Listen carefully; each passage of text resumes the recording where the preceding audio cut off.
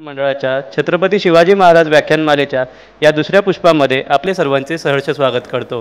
कालचे आपले पहिले पुष्प ॲडव्होकेट अश्विनी कुमार उपाध्याय यांनी गुंफले। आपण कार्यक्रमाची सुरुवात शिवप्रतिमा पूजनाने करणार आहोत।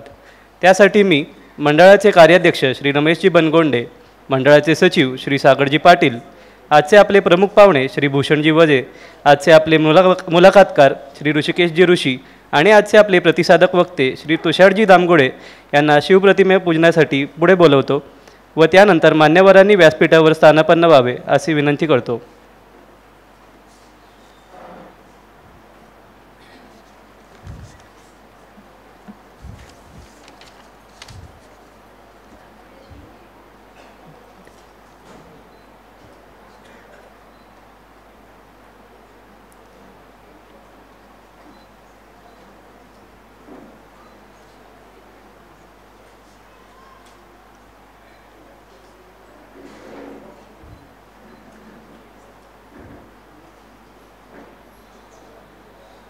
मान्यवरांनी व्यासपीठावर स्थानापन्न व्हावे।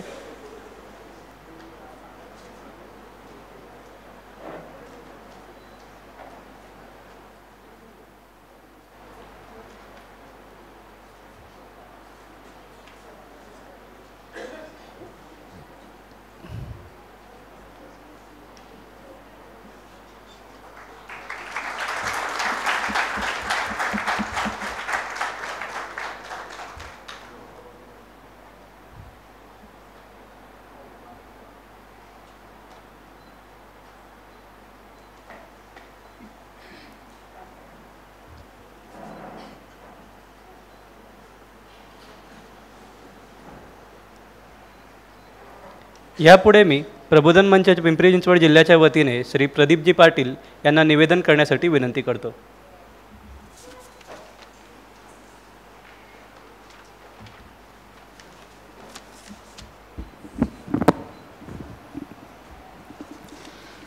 नमस्कार। आजच्या व्याख्यानाचे प्रमुख अतिथी, आपले प्रमुख वक्ते, व्यासपीठावरील अन्य सर्व मान्यवर आणि उपस्थित सर्व माता भगिनी आणि बंधूंना विनम्र अभिवादन। तसं पाहिलं तर कालच हा विषय मांडला गेला आहे, तरीसुद्धा नवरात्रामध्ये किंवा गणेशोत्सवामध्ये जशी आपण रोज मनोभावे तीच ती आरती करतो, तीच भावना मनामध्ये ठेवून अगदी कमी शब्दामध्ये आपल्याला साथ घालणार आहे आणि तुम्हीही मनोभावे प्रतिसाद द्याल ही सर्वांना नम्र विनंती। काही प्रश्न आणि काही उत्तरं या स्वरूपात आपण बोलणार आहोत। प्रश्न आहे, लोकसभेचे मतदान नेमके कशासाठी? उत्तर, हे मतदान आहे राष्ट्राच्या सुरक्षिततेसाठी, हे मतदान आहे राष्ट्राच्या सार्वभौमत्वासाठी, हे मतदान आहे राष्ट्राच्या एकात्मता आणि समरसतेसाठी, राष्ट्रातील पायाभूत सुविधांसाठी, राष्ट्रातील माता भगिन्यांच्या सन्मानासाठी आणि हे मतदान आहे राष्ट्राच्या उज्ज्वल भवितव्यासाठी, राष्ट्राला महासत्ता बनवण्यासाठी। पुढचा प्रश्न, हे कोण करणार? हे सर्व कोण करणार? उत्तर, आपण निवडून दिलेले योग्य असे प्रतिनिधी हे करणार। पुढचा प्रश्न, योग्य प्रतिनिधी कोण निवडणार? उत्तर, मी निवडणार, आम्ही निवडणार, आपण सगळे निवडणार आहोत। प्रश्न, कसे निवडणार? प्रश्न, कसे निवडणार? उत्तर, आपण सर्व जागृतपणे मतदान करणार, आपल्या जवळच्यांना, आपल्या नातेवाईकांना, मित्रांना, सहकाऱ्यांना, शेजाऱ्यांना, सर्वांना सांगणार या राष्ट्रीय सोहळ्यात सामील व्हा, 100% मतदान करा, राष्ट्रहितासाठी मतदान करा, तुमच्या सद्सद व्यक्तीला विचारून योग्य त्या व्यक्तीला आणि राष्ट्रासाठी काम करण्याला मतदान करा। एवढंच फक्त सगळ्यांच्या वतीने मी विनंती करतो। भारत माता की जय। जय श्रीराम। धन्यवाद प्रदीपजी। यानंतर मी सौ संपदा पटवर्धन यांना आजच्या आपल्या प्रमुख पाहुण्यांचे परिचय करून देण्यासाठी विनंती करतो। धन्यवाद आदित्यजी। स्वातंत्र्यवीर सावरकर मंडळ आयोजित छत्रपती शिवाजी महाराज व्याख्यानमाला म्हणजे तुम्हा सगळ्या जाणकारांसाठी, रसिक श्रोत्यांसाठी एक पर्वणीच असते। आज या 40व्या व्याख्यानमालेतील दुसरे पुष्प गुंफले जात असताना आपल्याला श्री भूषणजी वझे हे प्रमुख पाहुणे म्हणून लाभले आहेत। त्यांचे मी मनपूर्वक स्वागत करते आणि त्यांचा थोडक्यात परिचय करून देते.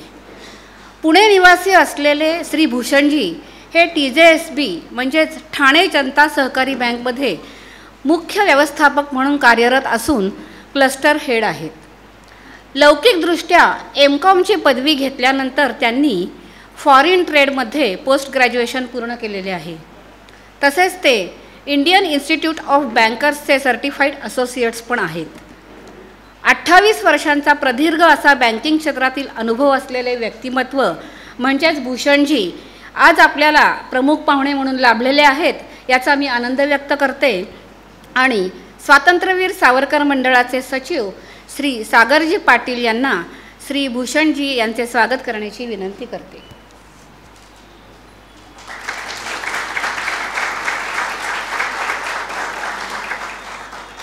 धन्यवाद सागर सर. मी आजचे आपले प्रमुख पाहुणे श्री भूषणजी वझे यांना या व्याख्यानमालेसाठी शुभेच्छा द्याव्यात अशी विनंती करते. नमस्कार.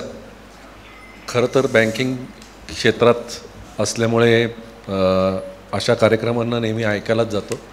आज वेळ आली आहे वरती बसण्याची. मुळात 40 वर्ष सतत हा जो व्याख्यानमाला कार्यक्रम आयोजित करतायत, 40 वर्ष हे सतत चालणं म्हणजे खरोखरच एखाद्या गोष्टीचं, एखाद्या ध्येयाचं वेड घेणं, अशी लोक इथे जेव्हा असतात तेव्हाच हे 40 वर्ष चालू शकतं. अदरवाईज असे कार्यक्रम होत राहतात किंवा काही काळासाठी ते चालतात आणि नंतर बंद पडतात. पण मुळात एका सचोटीने, एका ध्यासाने आणि एखादा आपल्या समाजाला एखादा चांगला मेसेज हा जावा, नवीन व्यक्ती यांच्यामार्फत जावा, म्हणून हे गेले 40 वर्ष अविरत असं हे काम चाललेलं आहे. माझ्याकडून आणि माझ्या बँकेकडून खूप खूप शुभेच्छा. धन्यवाद. यानंतर सौ पल्लवी कोंडेकर यांना मी आपल्या आजच्या कार्यक्रमाच्या मुलाखतकार व प्रतिसादक वक्ते यांचा परिचय करून देण्यासाठी विनंती करतो. धन्यवाद आदित्यजी. नमस्कार. सर्वप्रथम आजचे आपले मुलाखतकार श्री ऋषिकेशजी ऋषी यांचा परिचय मी आपल्याला करून देते. ऋषिकेशजी हे उत्तम वाचक, लेखक तर आहेतच, पण त्याचबरोबर कविताप्रेमीसुद्धा आहेत.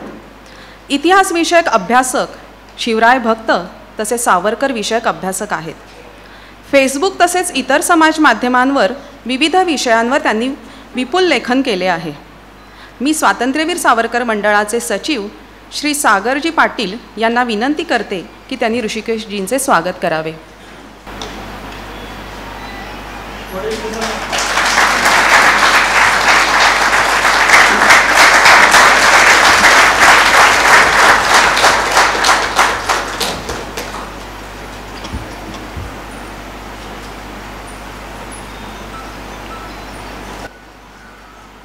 धन्यवाद सागरजी.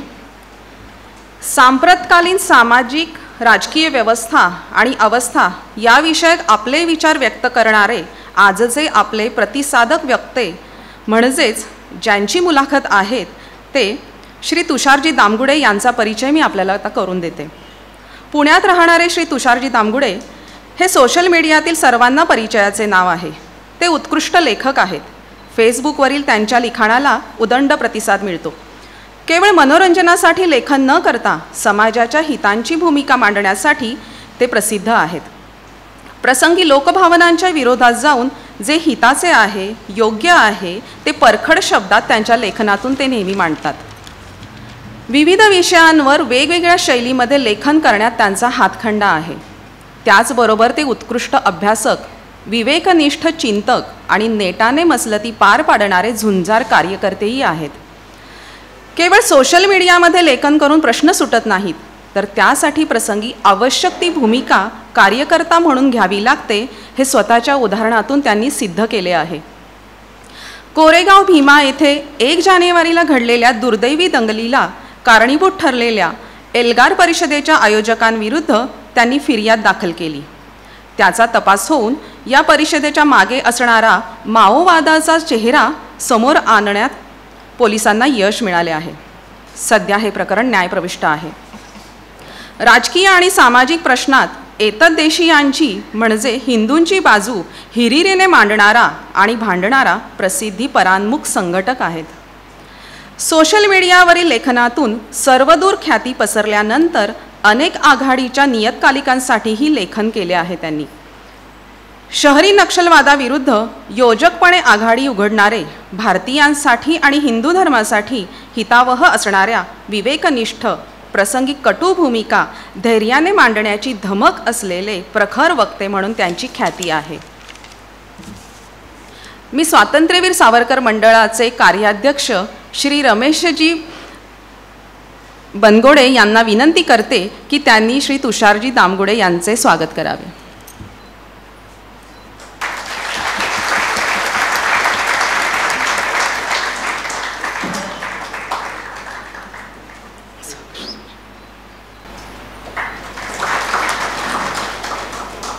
धन्यवाद रमेशजी. यानंतर मी मुलाखत सुरू करण्यासाठी श्री ऋषिकेशजी ऋषी व श्री तुषारजी दामगुडे यांना व्यासपीठावरच थांबण्याची विनंती करते व इतर सर्व मान्यवरांना मंचासमोर आसनस्थ होण्याची विनंती करते. धन्यवाद. सर्व श्रोत्यांचे मनपूर्वक आभार मानून आणि स्वागत करून मुलाखतीला सुरुवात करतो. तुषारजी नमस्कार. नमस्कार. मला असं वाटतं की आपण विषय प्रवेश, मूळ मुलाखत आणि नंतर शेवटी वाटल्यास श्रोत्यांना काही प्रश्न विचारायचा असेल तर अशा 3 भागात ही मुलाखत विभागू. विषय प्रवेश अशासाठी की मुलाखतीच्या निबिड जंगलात, अरण्यात हरवण्याच्या अगोदर आम्हाला थोडंसं तुमच्याबद्दल जाणून घ्यायला आवडेल. आणि जाणून घ्यायचं म्हणजे काय की तुमची आवडती डिश कुठली आणि तुम्ही राहता कुठे आणि तुमचा व्यवसाय काय. मला असं वाटतं की बऱ्याच जण इथे जे आलेत ते तुम्हाला ऑलरेडी फॉलो करतात, त्यांना बऱ्याचशा गोष्टी माहिती आहेत. त्याऐवजी अशा काही गोष्टी ज्या कदाचित तुम्हालासुद्धा मांडाव्या वाटत असतील तुमच्याबद्दल, इथून सुरुवात करू. थोडक्यातच आपण हा सेक्शन संपूया. पहिला प्रश्न असा आहे की तुमच्या जडणघडणीमागे हे जे काही रसायन तयार झालं आहे तुषार दामगुडे नावाचं, त्यामागे काय आहे, असं काय काय घडत गेलं, काय संचित आहे जिथून तुम्ही जिथे उभे आहात तिथे येऊन पोचला आहात? सर्वप्रथम मी स्वातंत्र्यवीर सावरकर यांच्या नावाने असलेल्या या वास्तूला प्रणाम करतो.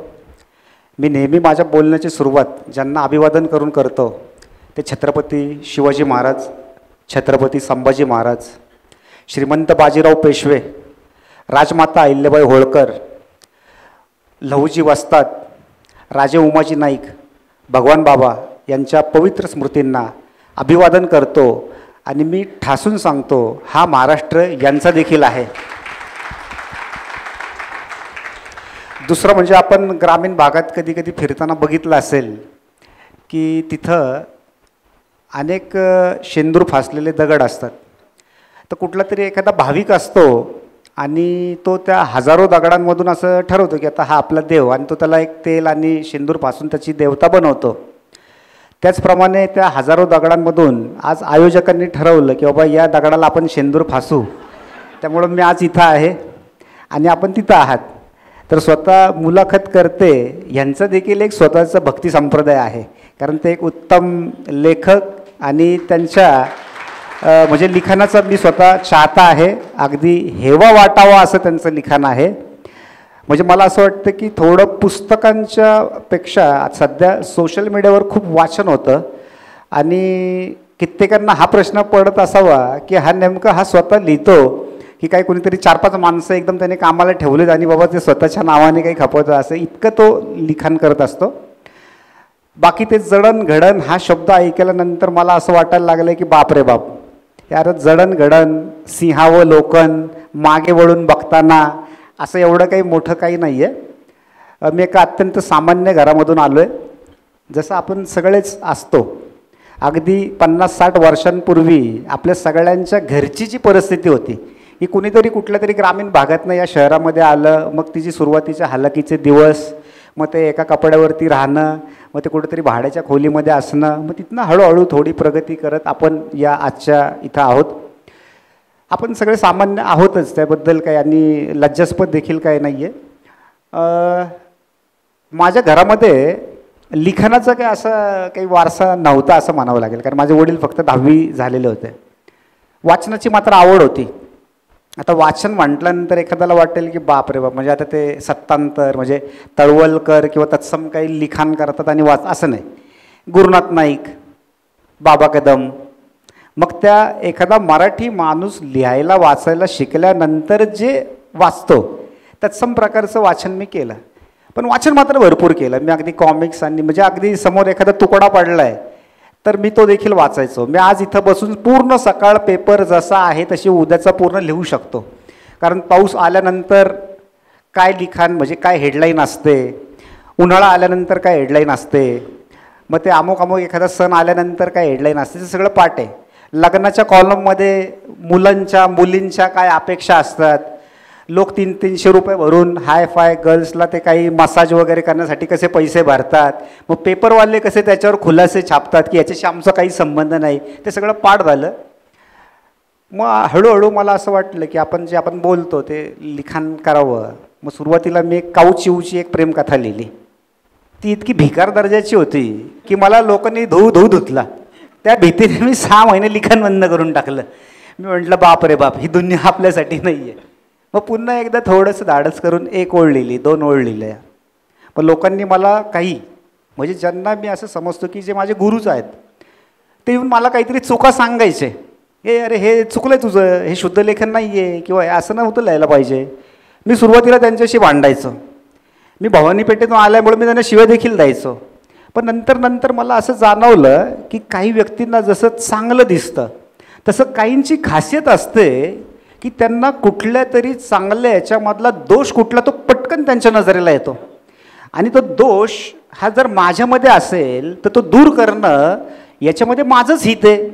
मग मी त्यांना माझे टीकाकार किंवा शत्रू न समजता हळूहळू माझ्यातले दोष दूर करायला लागलो.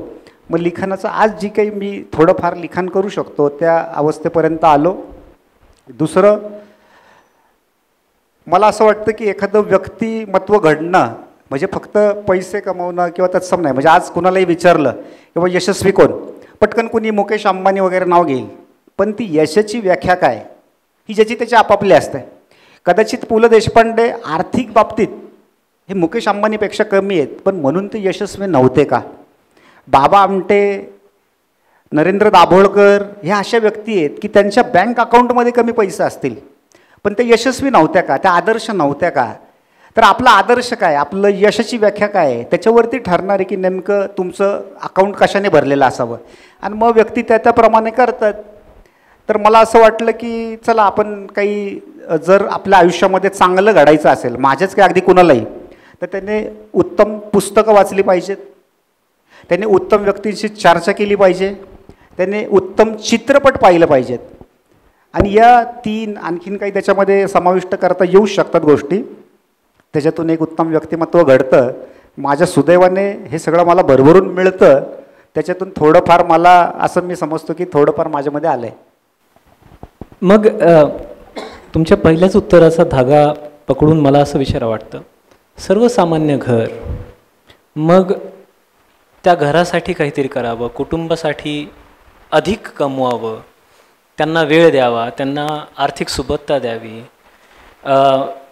लिखाणाची आवड असेल तर लिहावं, वाचनाची आवड असेल तर खूप पुस्तकं वाचावीत, पिक्चर्स तुम्हाला आवडतात, चित्रपटाची आवड आहे मला माहीत आहे, खूप चित्रपट पाहावेत.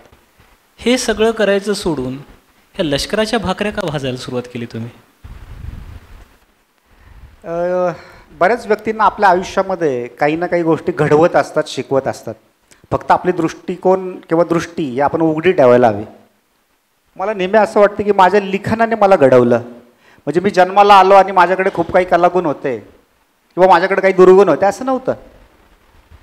मी सुरुवातीला इतर जसे लोक काहीतरी फार मोठं महापुरुषांचं वाचतात आणि मग ते पोपटपंची कुठंतरी करतात, ते मी देखील करायचं. पण नंतर मला त्यांना जाणवायला लागलं की आपण जे बोलतो ते आपल्या प्रत्यक्ष आयुष्यामध्ये आहे का. उदाहरणार्थ भारतीय संस्कृती आणि तत्सम याचा इतका माझ्या याच्यावरती पगडा होता की समजा आता पुणे शहरामध्ये फर्ग्युसन रोड किंवा तुम्ही जर तिथं गेलं तर कुठल्याही टपरीवरती एखादी मुलगी कॉलेज होईल सिगरेट पिताना दिसणं हे सर्वसामान्य दृश्य आहे. ते तसं बघितलं की मला असं वाटायचं बापरे, बुडली की आपली संस्कृती, आता काही खरं नाही आहे. पण मला ते अस्वस्थ करायचं. हळूहळू मला जाणवायला लागलं की जर सिगरेट वाईट असेल तर ती फक्त स्त्रीसाठीच वाईट कशी, तिथं पुरुषासाठी देखील वाईट आहे. म्हणजे जर मला असं म्हणायचं असेल लिखाणामध्ये तर मी असं म्हटलं पाहिजे की सिगरेट ही आरोग्याला हानिकारक आहे आणि ती कुठल्याही व्यक्तीने पिऊ नये. मग मला तसं जाणवलं. तसं आणखीनही काही गोष्टी आहेत की मी लोकांना सांगायचं हे असं व्हायला पाहिजे, ते तसं केलं पाहिजे. पण मग पुन्हा प्रश्न पडायचे की अरे आपण लोकांना सांगण्याआधी आपल्याकडं आपण काय केलं. मग या ज्या काही गोष्टी आहेत की बाबा उदाहरणार्थ जे काही मी कायदेशीर कारवाया करत असतो, म्हणजे मला बरेच जण ओळखतात ते कायदेशीर मी काही गोष्टी मला ते सेन्स आता तर करून थोडं आलेलं आहे की कुठल्या ह्याच्यामध्ये आपण केलं पाहिजे आणि मी ती गोष्ट करतो. आणि मग कदाचित थोडाफार मला एक अधिकार एक की बाबा तू देखील असं करू शकतो तर तो देखील ऐकतात. म्हणजे आता आपले बरेचसे लोक शिकायला लागले की बाबा आपण कायदेशीर कारवाया करू. आणि मला नेहमी असं वाटतं की जसं आपलं स्वतःचं एक घर असतं, त्या घराला फक्त बेडरूम आणि हॉल आणि किचन नाही आहे तर त्याच्यामध्ये टॉयलेट आणि बाथरूम देखील असतात. कधी कधी ते चोकअप होतं तर आपल्याला स्वतःला म्हणजे तो कोणी कामगारी येईपर्यंत आपला हात त्याच्यामध्ये घालावा लागतो आणि कदाचित आपला कपडा खराब होतो, आपल्या अंगाला पण वास येऊ शकतो. तर या समाजामध्ये बरेचसे पब्लिक असं समजतं की या घरामध्ये फक्त बेडरूम हॉल आणि किचनच आहे. तर ते जे गटार आहे समाजाचं ते साफ करणारे लोक कोण, पोलीस. सगळ्यात जास्त शिव्या खाणारे म्हणजे पोलीस. का तर त्यांच्या अंगाला वास येतोय गुन्हेगारीचा, म्हणजे ते तिथं जाऊन ते करतात ना. ते लोक काय म्हणतात ए बाबा आम्हाला नको आहे, आम्ही यांच्यापासून लांब राहू. म्हणजे साधं आज एक उदाहरण देतो. मणिपूरवरून गेले दीड वर्ष सोशल मीडियावर वैयक्तिक आयुष्यामध्ये फार मोठा गदारोळ की हे नाही केलं ते नाही केलं.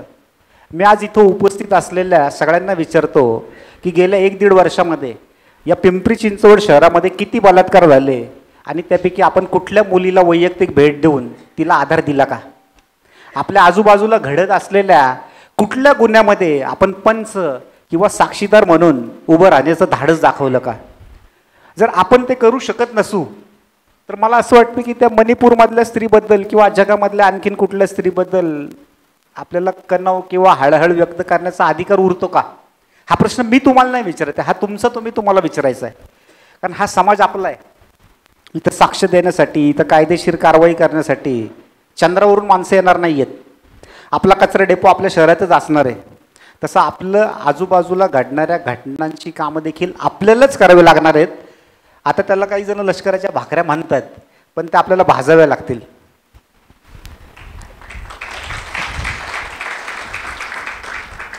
आता आपण be the change what you sick असं ते जे वचन तुम्ही वापरलं आणि तुम्ही म्हणताय की आपण स्वतः त्यात सहभाग नोंदवला पाहिजे. तर तुम्ही एक असा सहभाग नोंदवला ज्याचं नाव, ज्याचे पडसाद आजपर्यंत उमटतात.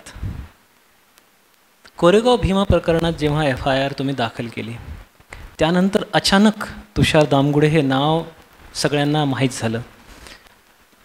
पण मीडियानं विशेषतः एक हाऊंडिंग म्हणता येईल, अक्षरशः तुमचा म्हणजे पाठलागच करायला सुरुवात केली.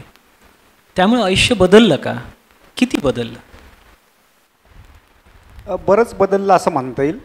कारण मला काहीच अनुभव नव्हता. म्हणजे सुरुवातीचे माझ्या मुलाखती बघितल्या तर नेमकं कॅमेऱ्याकडे कुठं बघायचं आणि माईक कसं हे ते त्याचंही मला ज्ञान नव्हतं. कारण काय आपण काही जन्मजात शिकून आलेलो नाही आहे. ते मला असं जाणवतं की या देशामध्ये सोशल मीडिया आणि आता आज जेवढे न्यूज चॅनल आहे, आज माहिती अधिकाराचा जो कायदा आहे आज नसता तर आज आपली परिस्थिती काय असते.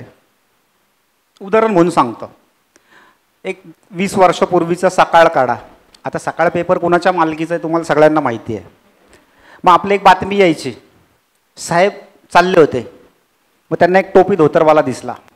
मग साहेब बोलले काय ऋषी ओळखलंस का मला. मग तो म्हटला नाही. ते वेळार तू माझ्या वर्गात होतास. मग त्या अशा पद्धतीने ती बातमी छापली आणि आपण वाचली जायची की त्याचा एक नकळत सकारात्मक प्रभाव आपल्या याच्यावरती पडायचा. मी परवाच्या एका मुलाखतीत म्हटलं की अहो तुम्ही तुलना करताना अशी काहीतरी टक्केवारी किंवा तत्सम यांनी करता आणि मग नरेंद्र मोदी आज जे 2दा पंतप्रधान झाले त्यांना कुठंतरी हिनवण्याचा एक तुम्ही प्रकार करत असता. मग एकच प्रश्न विचारतो की पंडित नेहरू आणि त्यांची तुलना करताना पंडित नेहरूंना जे मतदान करत होते माझे आजी आजोबा पणजोबा, त्या काळामध्ये शिक्षणाचं प्रमाण काय होतं तर 100मध्ये 5 शिकलेले लोक होते. नरेंद्र मोदींना म्हणजे आजच्या काळामध्ये जे मतदान करतात त्याच्यामधले 100पैकी 95 लोक सुशिक्षित आहेत.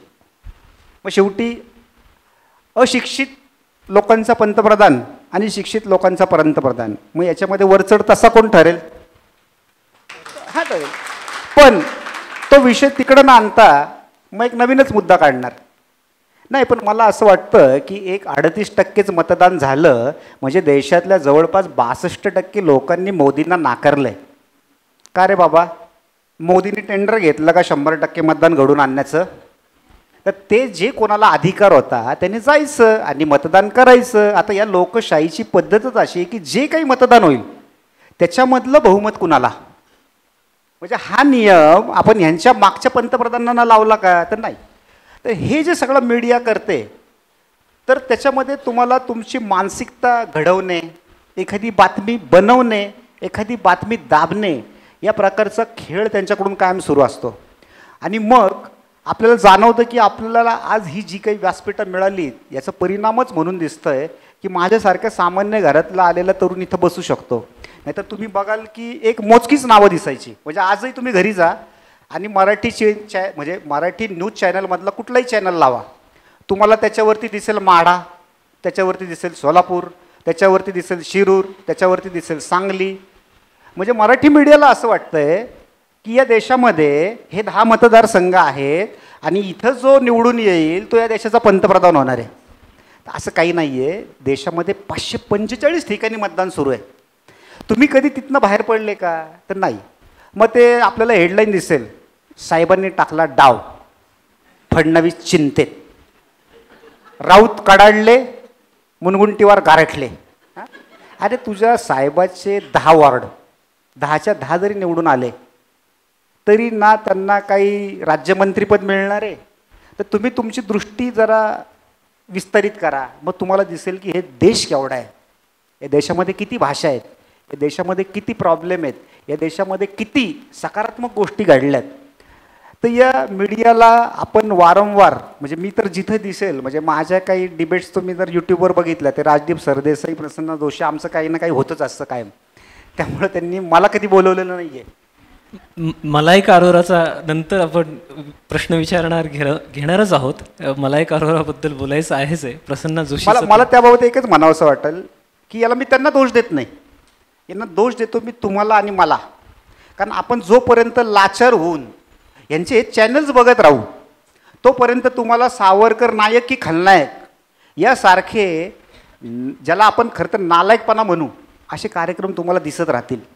जोपर्यंत आपण यांना पर्याय नसल्यासारखं, म्हणजे मी तर असं म्हणतो की मी 2014-15 साली मी TV बघणं बंद केलं. त्याच दरम्यान मी वृत्तपत्र विकत घेऊन वाचणं बंद करून टाकलं. मी ऑनलाईनला देखील कुठल्या याला क्लिक करत नाही जे माझ्या विचारांचे नाही आहेत.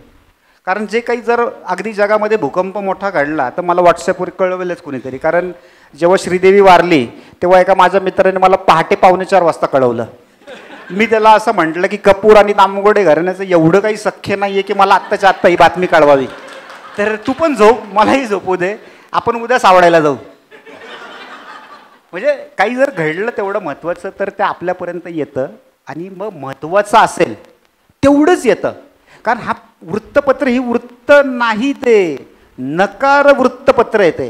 कारण तुम्ही जर सकाळचा पेपर उघडला, म्हणजे कुठलाही सकाळ, हा म्हणजे सकाळ पेपर नाही बरं का, मग त्याच्यामध्ये आणखीन कुठलेही पेपर असतील तर तुम्ही त्याच्यामध्ये बघा, सकाळ तुमची जी सुरुवात होते दिवसाची ती नकारात्मक बातम्यांनी होते.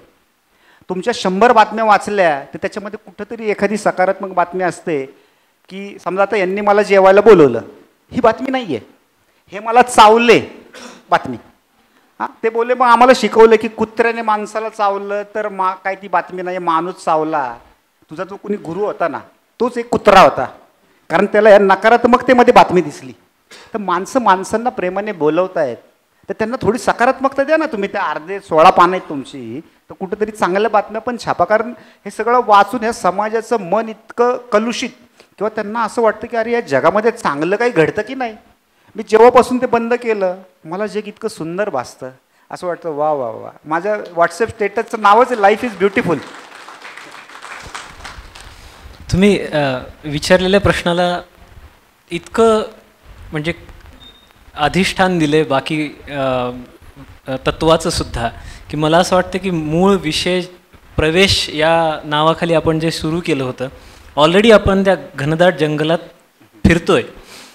शेवटचा व्यक्तिगत प्रश्न, शेवटचा नाही पण कमीत कमी या सेक्शनचा, काही महत्त्वाकांक्षा आहे का राजकीय सामाजिक?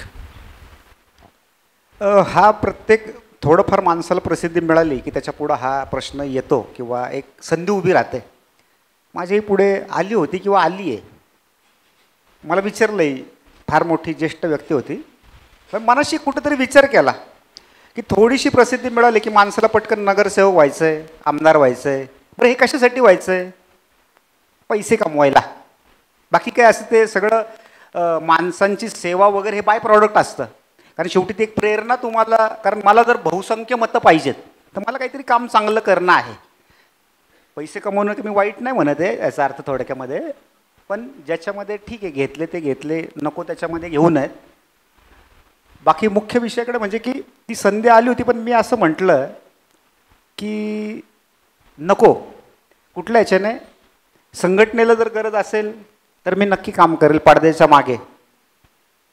पडद्याच्या पुढे येऊन मी एकतर लोकांना माझं झेपणार नाही, कारण सकाळी 7 वाजता जर माझ्या दारात कोणी नोकरीसाठी उभा राहिला तर माझ्या घरामध्ये पडलेला बांबू आणि तो एवढंच होऊ शकतं. त्यामुळे मी काही रस्त्यावरचं राजकारणी होऊ शकत नाही. दुसरा विनोदाचा भाग सोडला तर प्रत्येकाने जाऊ नये याच्यामध्ये. का तर ज्या क्षणाला तुम्ही त्याच्यामध्ये जाता तेव्हा तुम्हाला बऱ्याचशा नको त्या तडजोडी कराव्या लागतात. आणि मग स्पष्ट कोण बोलणार? समजा उद्या मोदी सगळंच्या सगळं योग्य करतील असं पण नसतं. मग कुणीतरी जर बोलायला पाहिजे. कुठंतरी आपली संघटना चुकली तर तिचं कान पकडायला पाहिजे. कुठंतरी आपली माणसं जर चुकली तर बोलणारं कोणीतरी पाहिजे. त्याचे फार तुम्हाला नुकसान भोगावे लागतील, जे की मला भोगावे लागतात बऱ्याचदा. म्हणजे अशी बरीचशी होणारी कामं तिथं जाऊन अडकतात ती की नाही नाही तो खूप बोलतो. म्हटलं ठीक आहे.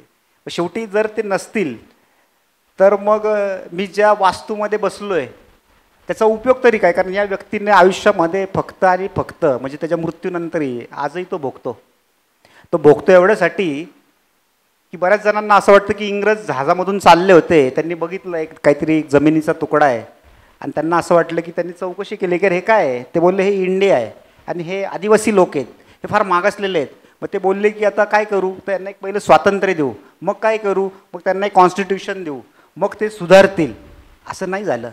फार सामान्य घरामधली हजारो शेकडो मुलं फासावर गेली. तर तो कुठं फासावर गेलेल्याचा 500 फुटाचा पुतळा या देशामध्ये दिसणार नाही, इतका नालायकांचा आदेश आहे. ज्यांनी या देशासाठी काही केलं नाही आहे ते तुम्हाला सरकारी कार्यालयात दिसतात, आणि ज्यांनी केलं त्यांना विचारतात की अहो हे तर माफीवीर होते. तर मी नेहमी म्हणतो की अहो त्यांनी माफी मागण्यासाठी का होईना पण या देशासाठी काहीतरी केलं. पण ज्यांनी काहीच नाही केलं तर ते कशाला माफी मागतील आणि ते कशासाठी कुठले वादविवाद येतील. म्हणून मला ज्या वास्तूमध्ये मी बसलो आहे मी त्यांच्याकडनंच ते प्रेरणा घेतो. मी या व्यक्तीकडनं प्रेरणा घेतो की जे काही असेल त्याची किंमत मला चुकवावी लागेल. त्याला आपण पुन्हा एकदा म्हणू की ती लष्कराची भाकरी आपण भाजूयात. आय थिंक लष्कराची भाकरी हा वाक्प्रचार मी वापरायला नव्हता पाहिजे असं माझ्या लक्षात आलं. पण आता मूळ विषयात जर जायचं म्हटलं, सांप्रतकालीन राजकीय आणि समाजव्यवस्था, महाराष्ट्र हे पुढारलेलं राज्य आहे आणि ही एक अफवा आहे. मग या महाराष्ट्रातच जातीयता, महिलांचा मागासलेपणा, पूर्वीच्या नेत्यांचं बघितलं तर आजचे नेते बरे आहेत, इतकं एकमेकांना घाणेरडं बोलायचं. पूर्वी या मतदानांवरून अक्षरशः लोकांचे हात कापणे, खून करणे, बऱ्याचशा गोष्टी व्हायच्या. मग ते आपले लोक उगाचच आपले कुठलं तरी वाक्य महाराष्ट्र हे पुरोगामी, अरे कसलं पुरोगामी आहे? काही पुरोगामी, आत्ता लोक पुरोगामी होत चालले. बरं आता जर आपण गेल्या काही वर्षात, गेल्या 10 वर्षात 2014 नंतर जर पुरोगामी झालो असो, तर आतासुद्धा अशा अनेक गोष्टी आहेत, काही मूलभूत प्रश्न आहेत ज्यामुळे महाराष्ट्र हवी तशी प्रगती, हवा तसा विकास गाठू शकत नाही किंवा गाठू शकलेला नाही. असे मूलगामी कुठले प्रश्न असतील जे की प्राधान्यानं आपल्या राजकीय नेतृत्वाने किंवा सामाजिक नेतृत्वाने ऐरणीवर घ्यायला हवेत पण घेतल्या जात नाहीत असं तुम्हाला वाटतं? नाही, तर हा पर्स्पेक्टिव्हचा भाग आहे की आपण खरंच प्रगती केली किंवा नाही केली. एखाद्याला वाटू पण शकतं केली आहे, एखाद्याला वाटू पण शकतं की नाही केली आहे. तर त्याच्यामध्ये न पडता आपल्याला प्रगती करणं किंवा विकास होणं हा 2-3 गोष्टींवर अवलंबून असतं. एक म्हणजे नैसर्गिक काय तुमच्याकडं आहे, तर आपल्याला समुद्रकिनारा आहे, एक बंदर मिळालं मुंबईसारखं, दळणवळण, इथं बऱ्याचशा सुधारणेच्या चळवळी झाल्या.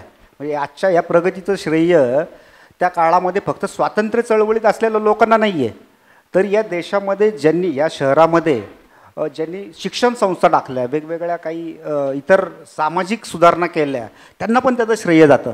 कारण समजा आज एक फर्ग्युसनसारखं कॉलेज नसतं, तर शेवटी आज शिकलेला लेबर तुम्हाला कुठून मिळाला असता. म्हणजे तिथपासून ते इथपर्यंत त्या सगळ्या गोष्टी एकमेकांवर अवलंबून असतात. आता दुसरं झालं की पॉलिटिकल विल. तर पॉलिटिकल विल कशावर चालतं, तर जनभावनेवर चालतं. पण महाराष्ट्राची जनभावना गेल्या 10 वर्षातली काय, तर मी या आधीच्या मुलाखतीत पण म्हटलं की आज इथं बसलेले बरेचसे जण थोडे द्विधा मनस्थितीत आहेत. या ऐकणाऱ्यांमध्ये पण असतील की हे जे काही राजकारण चाललंय राव ते काय आम्हाला पटत नाही. पूर्वी काय नीतिमूल्य होती ना, आज काय ढासळले जो तो नुसतं, आज या पार्टीत उद्या त्या पार्टीत, मग आम्हालाच कळत नाही की नेमकं मत कुणाला द्यायचं. प्रश्न बरोबर आहे, पण याला कारणीभूत तुम्ही आणि मी आहे का?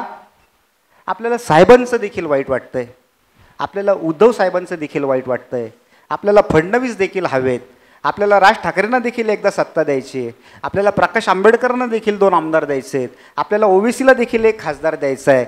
या महाराष्ट्रामध्ये बच्चू कडू, राजू शेट्टी असे जे कोणी इतर अपक्ष आहेत त्यांना देखील आपल्याला 1-1 द्यायचं आहे. मग कुणाकडे 100 आमदार आहेत, कुणाकडे 25 आहेत, कुणाकडे 20 आहेत. म्हणजे तुम्हीच बरं हस्ते त्यांना सांगितलं की हे जडतोड करा. बऱ्याचशा राज्यांमध्ये 2 ते 3 पक्ष. मी नाही सांगणार की कुणाला संपवा आणि कुणाला द्या, पण कुणाला तरी एकाला द्या आणि मग त्याला कान पकडून विचारा की आता तू हे भ्रष्ट लोक घेऊ नको किंवा आता तू हे अमुक माणसांशी गटजोड करू नको. तुम्ही जोपर्यंत, तुम्ही आणि मी जोपर्यंत कुणाला 20, कुणाला 30, कुणाला तरी तसे देत राहू, तोपर्यंत आपल्याला दिसेल की त्या बिचाऱ्यांपुढे दुसरा कुठलाही पर्याय नाही. या सगळ्या ह्याच्यातून जे काही ठाम निर्णय घ्यावे लागतात, म्हणजे एखादं सशक्त सरकार, मोदी का निर्णय घेऊ शकतात, त्यांच्याकडे तेवढं बहुमत आहे.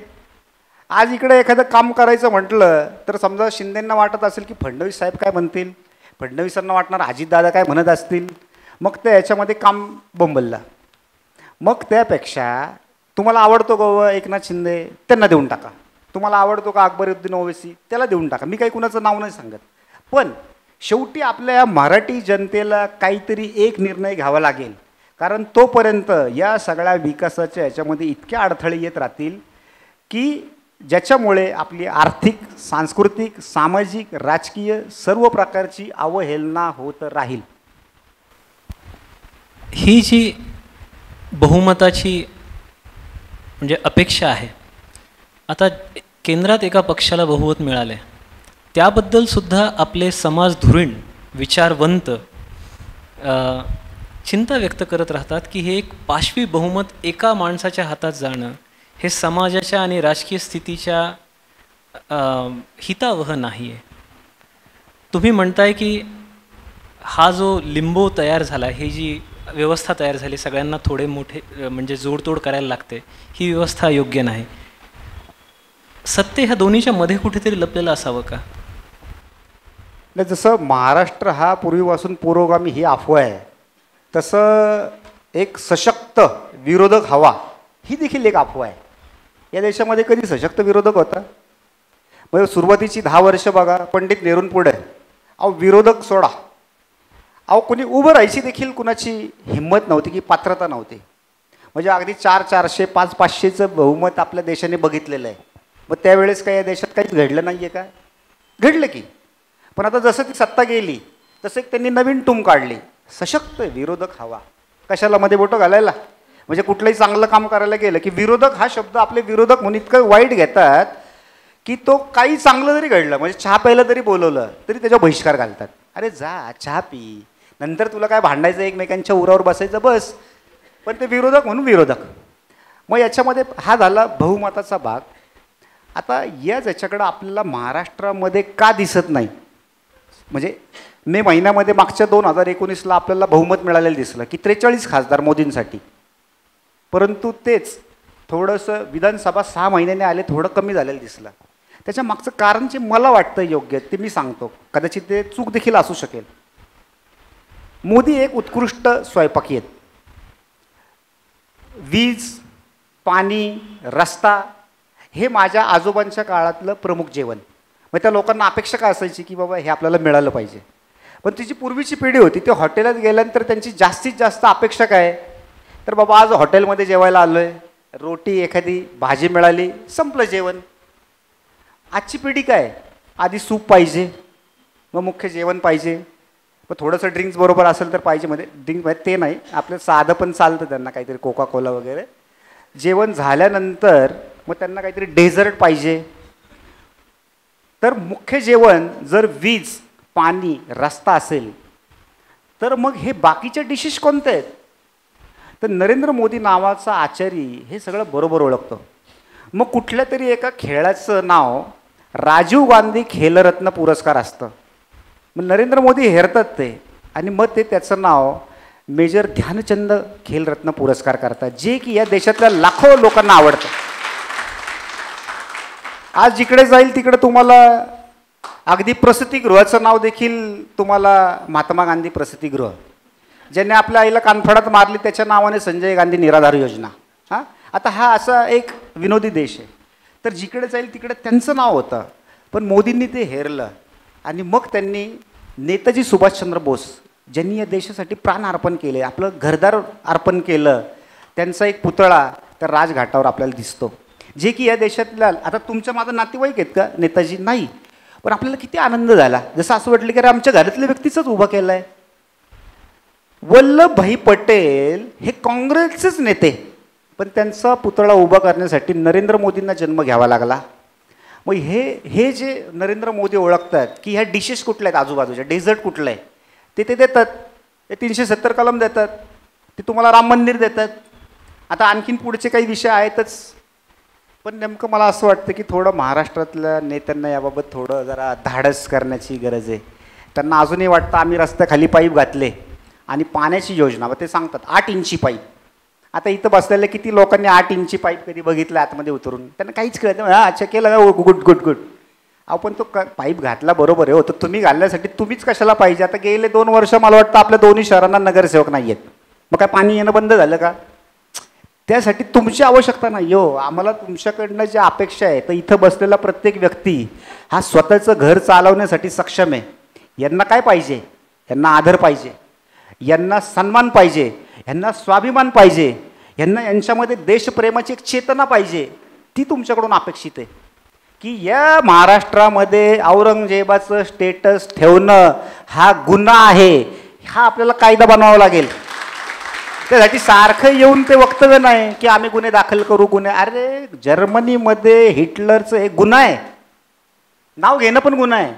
या देशामध्ये तो हिटलर आहे, तो औरंगजेब. इथं टिपू सुलतानचं कसं ठेवलं जाऊ शकतं? मग आता मी सांगायचं का? मग कधी कधी वाटतं राव, अरे मग आता काय मलाच कायदा ते मंडळामध्ये प्रवेश करावा लागेल का? मलाच तिथं सांगावं लागेल का? तर जे कोणी आपले असतील, आमदार असतील, नगरसेवक असतील, खासदार असतील, त्यांना भेटायचं, त्यांना सांगायचं, भाऊ आमचं घर चालवण्यासाठी आम्ही सक्षम आहोत. तुमचा तो आनंदाचा 100 रुपयावाला शिदा आम्हाला नाही दिला तरी चालेल. तर आमच्या दिवाळीचा शिदा जे त्या रामाच्या वास्तूमध्ये अडथळे घालतात त्या सगळ्यांना दिला तरी चालेल. परंतु या देशामध्ये औरंगजेबाचं स्टेटस ठेवलेलं चालणार नाही. हीच आमची स्वीट डिश आहे. ज्या क्षणाला ते घडणं सुरू होईल ना, तुम्ही बघा, त्यानंतर तुम्हाला बहुमत मिळणं काही अशक्य मला नाही वाटत. कारण तुम्ही जे ते न्यूनगंड मनामध्ये बाळगलं आहे ना, ते तिकडं आज योगींना का बोलवावं लागतं? इथं प्रचार करायला योगींना का बोलावं लागतं? कारण आपल्याकडं दिसतं, आपल्याकडं काय नाही काय, म्हणजे आपल्या लोकांना तिकडं नाही बोलवते, तिकडनं इकडं आणावे लागतात. ते ती धमक लागेल. शिवाजी महाराजांनी आपल्याला तलवारी नाही दिल्या, त्यांनी आपल्याला भाले नाही दिले, त्यांनी आपल्याला लढण्याचं स्पिरिट दिलं, त्या प्रत्येक माणसामध्ये दिलं की ते नव्हते. त्यानंतर पण आपल्या लोकांनी दगडी मारल्या आणि ते लढले, काही वेळा पळून गेले, काही वेळा लपले, पण ते स्पिरिट महत्त्वाचं आहे. तर आम्हाला यांच्याकडून त्या स्पिरिटची अपेक्षा आहे. ते ज्या दिवशी ते स्वीकारतील, तुम्ही बघा हे काहीच नाही आहे, 5वी बहुमत. म्हणजे मी असं वर्णन केलं आहे की 2014ला लाट आली होती, 2019ला सुनामी आली, 2024ला प्रलय येतोय का नाही बघा. घोडा मैदान जवळ आहे, पाहू 4 जूनला आपण काय होतं ते. पण आर्थिक आघाडीवर देश एवढी घोडदौड करतोय. मोदींनी अतिशय मोठमोठे निर्णय अगदी धाडसाने घेऊन राबवले आहेत. 370 हा अशक्य, मला असं वाटत होतं माझ्या आयुष्यात मला बघायला मिळणार नाही, तो बघायला मिळाला. मला असं वाटतं की माझ्यासारख्या काही लोकांचं मत जन्मजन्मांतरी त्या दिवशी त्यांनी घट्ट करून टाकलं, ते असो. पण तरी असं वाटतं का की काही प्राधान्यक्रम चुकले आहेत आणि काही ठिकाणी जे काम व्हायचं होतं किंवा जेवढं लक्ष द्यायचं होतं, 10 वर्ष हा काही कमी कालावधी नाही. त्या 10 वर्षात ते करणं शक्य झालं असतं, ते झालं नाही. असं काही आहे का? असू शकतं. इथं प्रत्येक जणाच्या काही आपापल्या अपेक्षा आणि प्राधान्यक्रम आहेत. उदाहरणार्थ माझ्यासमोर एक भरलेलं ताट आणून ठेवलं तर चटणी पहिली खायची का भात पहिला घ्यायचा, ही माझी निवड असते. तसं प्रत्येकाची आपापली आहे. मला असं वाटेल कदाचित की अमुक विषयावरचे निर्णय पहिले घेतले पाहिजेत, दुसऱ्याला बरोबर त्याच्या अपोजिट वाटू शकतं. तर 140 कोटींचा आदेश म्हणजे मागं मी बऱ्याच घरात पण चर्चा होत असते, आमच्या टिंगलटावळीमध्येच होत असते. ते कुठलं तरी परदेशी, मला वाटतं जी जिनपिंग झाला होता आणि त्यांनी गुजरातीमध्ये त्याला विचारलं केम छो, तर बाकीचे जेवढे भाषिक आहेत त्यांनी लगेच आक्षेप की गुजरातीतच का बोलले. मी म्हटलं आता तमिळमध्ये जरी बोलले असते तरी हीच भांडणं झाली असते, मराठीत बोलले असते तरी बाकीचे हेच म्हटले असते. म्हणजे एवढ्या मोठ्या वेगवेगळ्या विचारधारा आणि भाषा, प्रांत, अस्मिता यांच्या देशामध्ये कशाचा प्राधान्यक्रम काय हे कुणी ठरवायचं आणि कसं ठरवायचं. तर त्या प्रत्येक व्यक्तीपुढे, अगदी मी जरी झालो, अगदी मी तर म्हणतो खुद्द प्रभू श्रीराम जरी या देशाचे पंतप्रधान झाले तरी अगदी त्यांना देखील सगळ्यांना खुश ठेवता येईल असं काय मला वाटत नाही.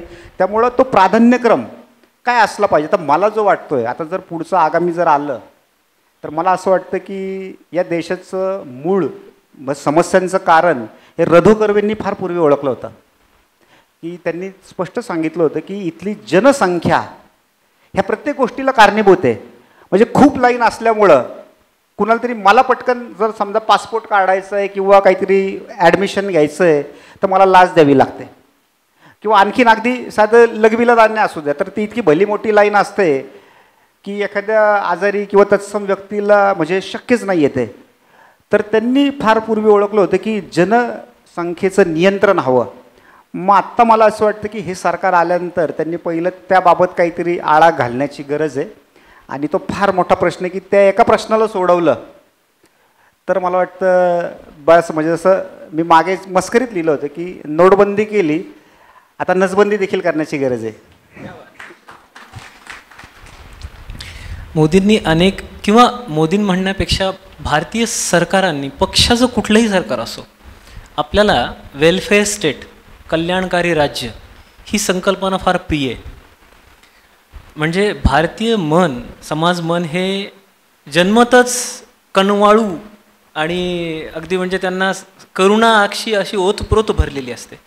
तर हे वेलफेअर स्टेट ही संकल्पना जर सोशलिझमच्या माध्यमातून झाली तर तुम्हाला ती आवडत नाही, तुम्ही त्याला मार्क्सिझम, सोशलिझम म्हणून टीका करता. पण तेच वेगळ्या रूपात, वेगळ्या नावाखाली, वेगळ्या योजनेच्या माध्यमातून जेव्हा दुसऱ्या अगदी उलट लंबकाचं सरकार जेव्हा चालवतं तेव्हा तो तुमचा सेलिंग पॉईंट होतो. मग हे कल्याणकारी राज्य, वेलफेअर स्टेट हे सस्टेनेबल आहे का? ही संकल्पना कितपत भारतासारख्या खंडप्राय देशाला, 140 कोटीच्या जनसंख्येला वेलफेअर स्टेट खरोखर परवडण्याजोगं आहे का? पहिलं आपल्याला समजून घ्यावं लागेल की एक वेलफेअर स्टेट म्हणजे काय. माझं स्वतःचं असं वैयक्तिक मत आहे की मानवी इतिहासातल्या सर्वोत्तम काळामध्ये मी जगतो आणि माझी मुलं ही त्यापेक्षा सर्वोत्तम काळामध्ये ती जगतील. आपल्या बऱ्याचशा हिंदू मनाला एक गारुड आहे की पूर्वी सत्ययुग होतं आणि आता आपण कलियुगात आलो, बाप रे बाप काय घटना घडत आहेत, भयंकरच आहे हे फार. तर माझं मत नेमकं त्याच्या उलट आहे की वेलफेअर स्टेट म्हणजे काय, तर बाबा समता, बंधुता, न्याय. मग ही जर तुम्ही जर तत्व, नीतिमूल्य जर तपासून बघितली तर ती कुठं आढळतात. तर ज्यांचा पुरावाच नाही आहे अशा काळाविषयी मी बोलत नाही. ज्यांचा पुरावा आपल्यासमोर उपलब्ध आहे त्याच्याकडे बघू. तर पूर्वी एखादी महिला आवडली तर अशा हजारो महिला कुठला तरी एखादा राजा, नवाब, जागीरदार घेऊन जायचा. जनावरांची तर गणती नव्हती की त्यांना काय म्हणजे हक अधिकार व काहीच नव्हतं. तुमच्या माझ्या सामान्य माणसाला काय वाटतं या राज्याविषयी त्याचं मत मांडण्याचा काही अधिकार नव्हता. म्हणजे तो राजा जर चांगला असेल, उदाहरणार्थ असा कल्याणकारी राजा असेल शिवाजी महाराजांसारखा, तर त्यांचं आयुष्य सुकर व्हायचं. पण तोच जर एखादा स्वतःच्या जनतेला लुटणारा औरंगजेबासारखा नालायक असेल तर त्यांचं जीवन हे दुष्कर म्हणजे एखादं दुःस्वप्न पडावं इतकं वाईट असायचं. म्हणजे तुमच्याकडं मतदानाचा, मत व्यक्त करण्याचा अधिकार नाही. मग हा जर काळाची तुलना केलं आणि हे सगळं जगण्याचं सोडून द्या हो. मी अगदी जेवणाचं म्हणतो. आज आपल्या घरी पाहुणा आला तर 50 माणसाचं जेवण म्हणजे अगदी यू आहे ते यू का, हाताशी नळ आहे, मिक्सर आहे, ग्राइंडर आहे, फ्रीज आहे, अगदी झोमॅटो देखील आहे. पूर्वीच्या काळी गाव जेवण ही पद्धत का होती, कारण ते सगळं गाव बोलवायला लागायचं की कुणीतरी दळतोय, कुणीतरी आणखीन काही करतोय, कुणी लाकडं तोडतोय, कुणीतरी ते पेटवलंय. तर ते पेटवेपर्यंत तो अर्धा तास त्याचा धूर आणि ते सगळ्या गावामध्ये ते कळायचं की काहीतरी जेवण सुरू आहे. म्हणजे हे झालं जेवणाचं. पूर्वीची पद्धत बघा, लहान लहान मुली त्यांचे विवाह व्हायचे आणि त्या अकाली वैधव्य त्यांना प्राप्त व्हायचं. तर त्यांच्याबद्दल कुणाला काही वाईट वाटत होतं का, काही वाटत नव्हतं, कारण ती माणसं आहेत हेच कोणी समजत नव्हतं. पण आजच्या काळात जर तुम्ही बघितलं तर महिलांचं सोडूनच द्यावं. आत्ता जाता जाता तुम्ही एक आपला लाईव्ह कॅमेरा चालू करा, एखाद्या कुत्र्याला लात मारा आणि ते फेसबुकवर प्रसिद्ध करा, बघा तुमच्याबरोबर काय घडतंय. अहो या देशामधनं काही जगामधनं तुम्हाला अटक करा, या व्यक्तीला फाशी द्या म्हणून संदेश येतील. म्हणजे आज तुम्ही पोपट पिंजऱ्यामध्ये डांबू शकत नाही, तुम्ही अस्वलाच्या गाड्यामध्ये ते नाकामध्ये दोरी घालून त्याला फिरू शकत नाही, तुम्ही साप गारुड्यांचा खेळ लावू शकत नाही. म्हणजे खऱ्या अर्थाने जर बघितलं तर अगदी प्राण्यांना पण आज आपण एवढं हे दिलं. लहान मुलांचं बघितलं तर त्यांना एक हेल्पलाईन आहे की माझे बाबा मला खूप मारतात, आलोच आम्ही. पूर्वीच्या काळी बडवा बडवा, याला जिथे दिसेल तिथं बडवत जा, हां हे पहिलं होतं.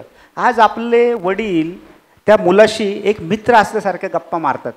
पूर्वीचे आपले आजोबा पंजोबांचं भूषण, 10 मुलं झाली पण मला काय हिच्या गाळ्यात हात घातलेलं कोणी बघितलं नाही. अहो त्याच्यात चांगलं काय होतं, तुम्ही तुमच्या बायकोशी बोलत नाही, याच्यामध्ये भूषण काय.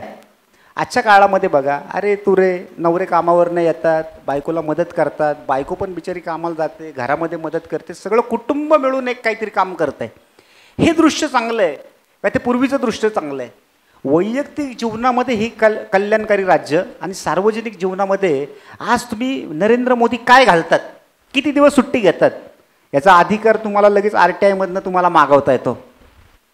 आर्थिक प्रगतीमध्ये तुम्हाला की बाबा तू अमुक जातीचा आहे म्हणून तुला हे नाही करता येणार, जे की पूर्वी होतं तमुक जातीचं आहे म्हणून तुम्हाला ते नाही करता येणार, असं काय आहे का.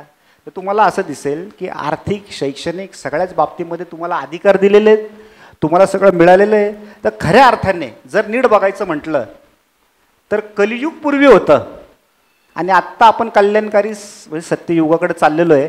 आपली मुलं ही तर त्यापेक्षा सुंदर आयुष्य जगणार आहेत आणि मला त्याबद्दल मी इतका सकारात्मक आहे, इतका समाधानी आहे की मला असं वाटतं की जर संधी मिळाली तर टाईम मशीनमध्ये बसून ते सगळं बघून यावं की नेमकं काय काय घडलं. पुढचं आयुष्य कसं असेल हे आपण तर तंत्रज्ञानाच्या विकासामुळे पाहतोच आहे. त्यामध्ये अनेक न पाहिलेले धोकेसुद्धा आहेत. त्याबद्दल आपण कदाचित वेगळा विषय आणि वेगळ्या वेळी बोलू. पण आता थोडंसं म्हणजे बदललेलं नरेटिव्हबद्दल गेल्या 10 वर्षात अनेक जे बदल झालेत त्यामध्ये एक बदल हा पण झाला आहे की हिंदूंना हिंदू असल्याची लाज वाटेना झाली आहे. समाज माध्यमात सुद्धा सोशल मीडियामुळे म्हणा किंवा तुमच्यासारखे प्रखर म्हणजे भूमिका घेणारे लोक अधिक झाल्यामुळे नरेटिव्ह हळूहळू बदलत राहिले. तर तुम्हाला असं वाटतं का की जसं या बाजूला चांगली म्हणजे सुशक्ती जशी प्रकट होत राहते तसं जसं डार्क पॉवर्सना सुद्धा वाटत नसणार का की आपण ॲडॅप्ट करू? उदाहरण घ्यायचं झालं तर आपण बोलू की मला आठवतं बस्तरच्या प्रीमियरला आपण भेटलो. आता बस्तरसारखा चित्रपट मला नाही वाटत 10 वर्षापूर्वी झाला असता. कारण आत्ता परवासुद्धा जेव्हा नक्षलवाद्यांना माओवाद्यांना मारलं तेव्हा विरोधी पक्ष त्यांना क्रांतिकारी म्हणत होते, त्यांना शहीद म्हणत होते. तर जे 10 वर्षापूर्वी शक्य नव्हतं ते आता समाज माध्यमात रुळतंय. मग अशा वेळेला तो माओवाद, ते नक्षलाइस्ट, ते सुद्धा ॲडॅप्ट करतील, त्यासुद्धा काहीतरी नवीन रूपात समोर येतील, असं नाही होणार का? या पूर्वीच्या आपले जर धर्मग्रंथ जर बघितले आपण, त्याच्यामध्ये ते मरीच नावाचा एक राक्षस होता आणि त्याला इच्छा तो ज्या म्हणजे व्यक्तीची तर तसं रूप तो घ्यायचा. जसं की सीतामातेचं अपहरण होतं आणि त्याने हरणाचं रूप घेतलं. तर दुष्ट आणि सुष्ट, आता मी म्हणेल मी सुष्ट आहे पण कुणासाठी तरी तो दुष्ट आहे. म्हणजे मी स्वतःला काय म्हणतोय किंवा मी स्वतःला म्हणून घेणार नाही की मी चांगला आहे किंवा मी सुष्ट आहे. तर असं आपण म्हणू की माझी विरोधी बाजू म्हणजे जी कुठली असेल, मग कदाचित ते चांगले असतील आणि मी वाईट असेल, तर ते त्या त्यावेळी ती भ्रामक रूपं घेत राहतील. ही लढाई कधी संपली नाही आहे. मी असं वर्णन करतो की 400 वर्षापूर्वी माझ्या पूर्वजांनी ठरवलं की माझ्या बायकोने हिजाब घालायचा का, मी सुनता करायची का. कुठं ठरवलं? त्या पावनखिंडीत ठरवलं. त्या दिवशी त्या रात्री ठरलं आहे.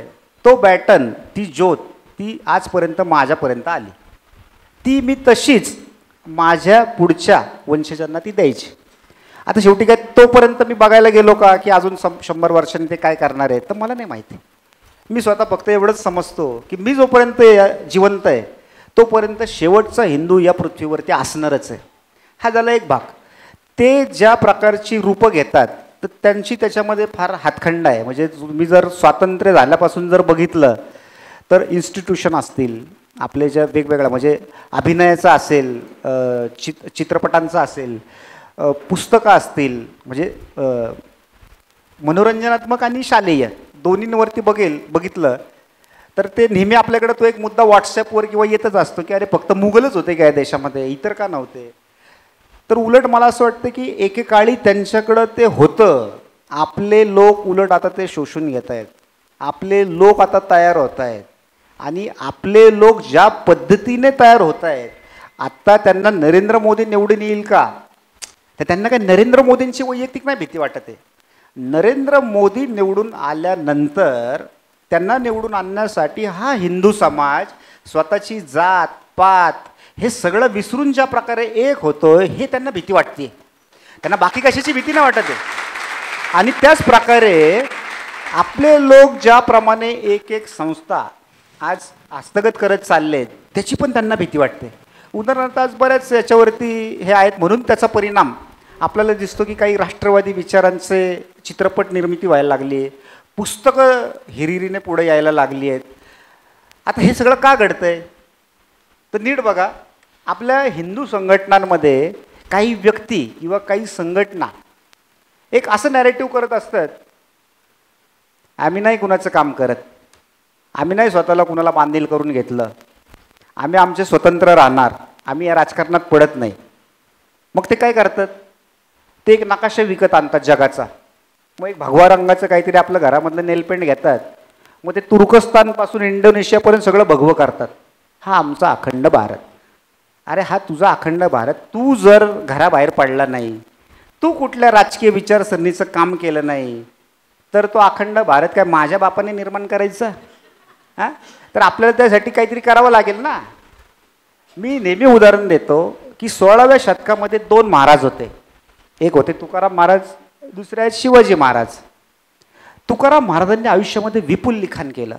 त्यांनी त्या इतका कनवाळू मनाचा, तो इतका चांगला माणूस होता तुकाराम महाराज, की त्यांनी अगदी झाडांचं देखील विचार केला की अरे ही वृक्षवल्ली आम्हा सोयरी. पण वैयक्तिक आयुष्यात काय दिसतं, तर वैयक्तिक आयुष्यामध्ये त्यांच्या कुटुंबियांची परवड झालेली आढळते. त्याच उलट शिवाजी महाराजांनी कुणाला तरी अफजल खानाला पत्र किंवा आणखीन काही गडकऱ्यांना त्यांच्या पत्र, एवढंच लिखाण केलं. व्याख्यान तर मला वाटतं दिलंच नसेल, काय त्यांच्या सहकाऱ्यांशी बोलले असतील तेवढंच.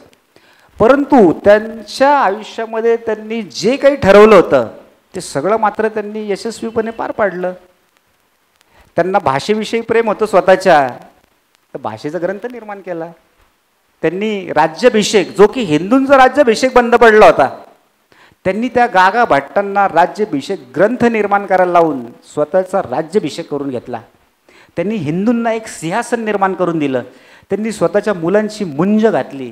त्यांनी स्वतःच्या मुलाचं नाव रामराजा ठेवलं. अहो तुम्ही एवढं बघाल की त्यांनी स्वतःचं चलन पण निर्माण केलं. ते कशाच्या बळावरती? काय औरंगजेबाला खूप प्रेम वाटलं होतं की तू खूप छान मुलगा आहेस, तर एक काम कर, तू सगळं कर, मी बघतो. त्यांनी हातामध्ये एका तलवार ठेवली की तू जर आला तर तुझं मुंडकं मी छाटल्याशिवाय राहणार नाही. तर त्या काळामध्ये कदाचित तलवारींची गरज होती. आजच्या काळामध्ये तलवारींची गरज नाही ना, बंदुकीची गरज आहे. आता ती माझी वेगळ्या कारणासाठी आहे. तर आपल्याला असं बघावं लागेल की आजची शस्त्र कुठली आहेत, तर आजची शस्त्र आहे लेखणी, आजची शस्त्र आहे वाणी, आजची शस्त्र आहे तुमचं मतदानासाठी करत असलेलं बोट. तुमच्या हातामध्ये जर राजकीय सत्ता असेल तर आणि तरच तुम्हाला मला हे कार्यक्रम करता येणार आहेत. नाहीतर याच महाराष्ट्रामध्ये अफजल खाना वधाचा पोवाडा लावला म्हणून त्या देशमुखांना अटक व्हायची. झालेली आहे का नाही? मी माझ्या बालपणातलं आठवण सांगतोय की त्या पोवाड्यावरती बंदी होते. हां, इथं म्हणजे अगदी आत्ताच्या काळामध्ये पण काश्मीरमध्ये काय झालं सर्व श्रुत आहे. पण तो चित्रपट आणून देखील काय म्हणतात, अहो हे तर खोटं आहे, हे तर यूट्यूबवर टाका. आज आपल्या केरळमध्ये सगळं जगाला दिसतंय की काय घडलं, कुठून मुली गेल्या, काय झालं, तरी ते हे खोटं आहे. अहो ज्याचे पुरावे आहेत ते खोटं म्हणून आज यांनी आपल्याला एवढं छळलं आहे.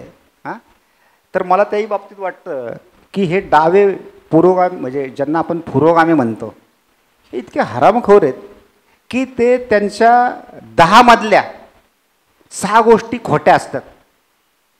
आपल्या लोकांचं 10च्या 10 खरं असतं, पण त्या बिचाऱ्यांना तेही नीट सांगता येत नाही. कारण पुरावे न जोडण्याची खोड, वाईट खोड, की एखादं वक्तव्य केलं तर त्याला लगेच संदर्भ जोडला पाहिजे.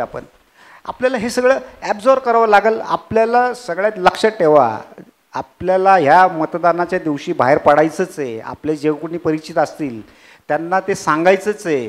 कारण ही राजकीय सत्ता आहे तोपर्यंत आपल्याला शैक्षणिक, म्हणजे आत्ता मला वाटतं याच वर्षी आपलं शालेय सगळं हे बदलतं आहे. तर त्याच्यामध्ये तुम्हाला दिसेल की ज्या शिवाजी महाराजांना एका ओळीत उरकलं होतं, तर आता त्यांच्यावरती काही जास्त त्याच्यामध्ये आलं आहे.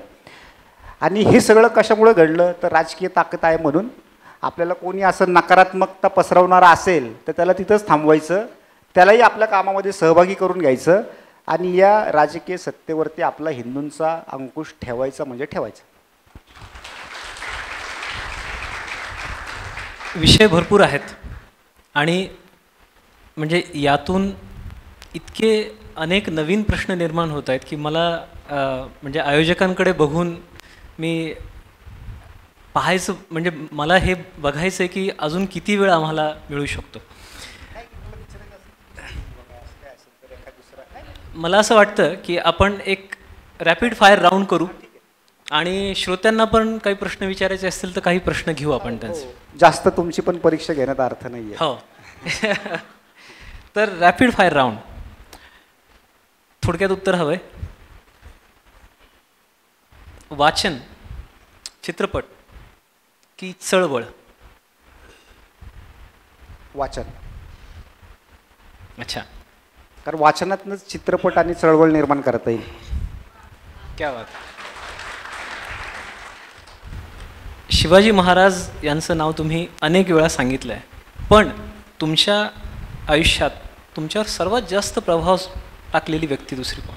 शिवाजी महाराजच, दुसरं असं मला नाही वाटत. कारण हिंदूंपुढे एक असं निष्कलंक एक सूर्य, एक आपण ज्याला म्हणू की एक व्यक्तिमत्व आहे की तुम्ही ते घेतल्यानंतर आणखीन कशाचीच गरज लागत नाही. म्हणजे ज्याला त्याला आपापलं स्वातंत्र्य आहेच आहे, पण बरेचसे डिबेट तिथंच संपतात. कारण तुम्ही इतर समजा कुणाचं जरी काय घेतलं मग हे असं झालं, कारण शेवटी आजच्या काळातली मरते माणसं आणि त्या काळातली थोडा फरक पडतो. मी बऱ्याचदा शोधण्याचा प्रयत्न केला की काय नेमकी कधीतरी चूक घडली असेल का या माणसाच्या हातातून. मला एक सापडली होती, ती म्हणजे फक्त आग्र्याला गेल्यानंतर रागाच्या भरामध्ये ते जे बोलले, तर मला असं वाटतं त्या क्षणाला त्यांना जाणवलं की फार मोठी चूक केली आणि त्यांनी ती दुरुस्त केली. बाकी मला असं दिसतं की त्या काळामध्ये माणसं विकणं हे सहज असलेलं काम आहे, पण कधी या व्यक्तीला वाटलं नाही की आपण माणसांच्या काळामध्ये साखळ्या घालाव्यात आणि त्यांना विकावं. त्या काळामध्ये बायका ठेवणं, दारू पिणं फार सामान्य गोष्ट आहे. या माणसाला कधीच वाटलं नाही की आपण हे करावं. मग काय म्हणजे, किंवा आपण काहीतरी दागदागिने घालून, म्हणजे आज आपल्याकडे 10 गुंठे माझे गेले तर मी असं पूर्ण पिवळा होऊनच इथे येतो, पण कधीच नाही हो. ज्याला म्हणजे रामदास स्वामींनी त्यांचं जे वर्णन केलं आहे त्याला तोडच नाही आहे. उपभोग शून्य श्रीमंत योगी.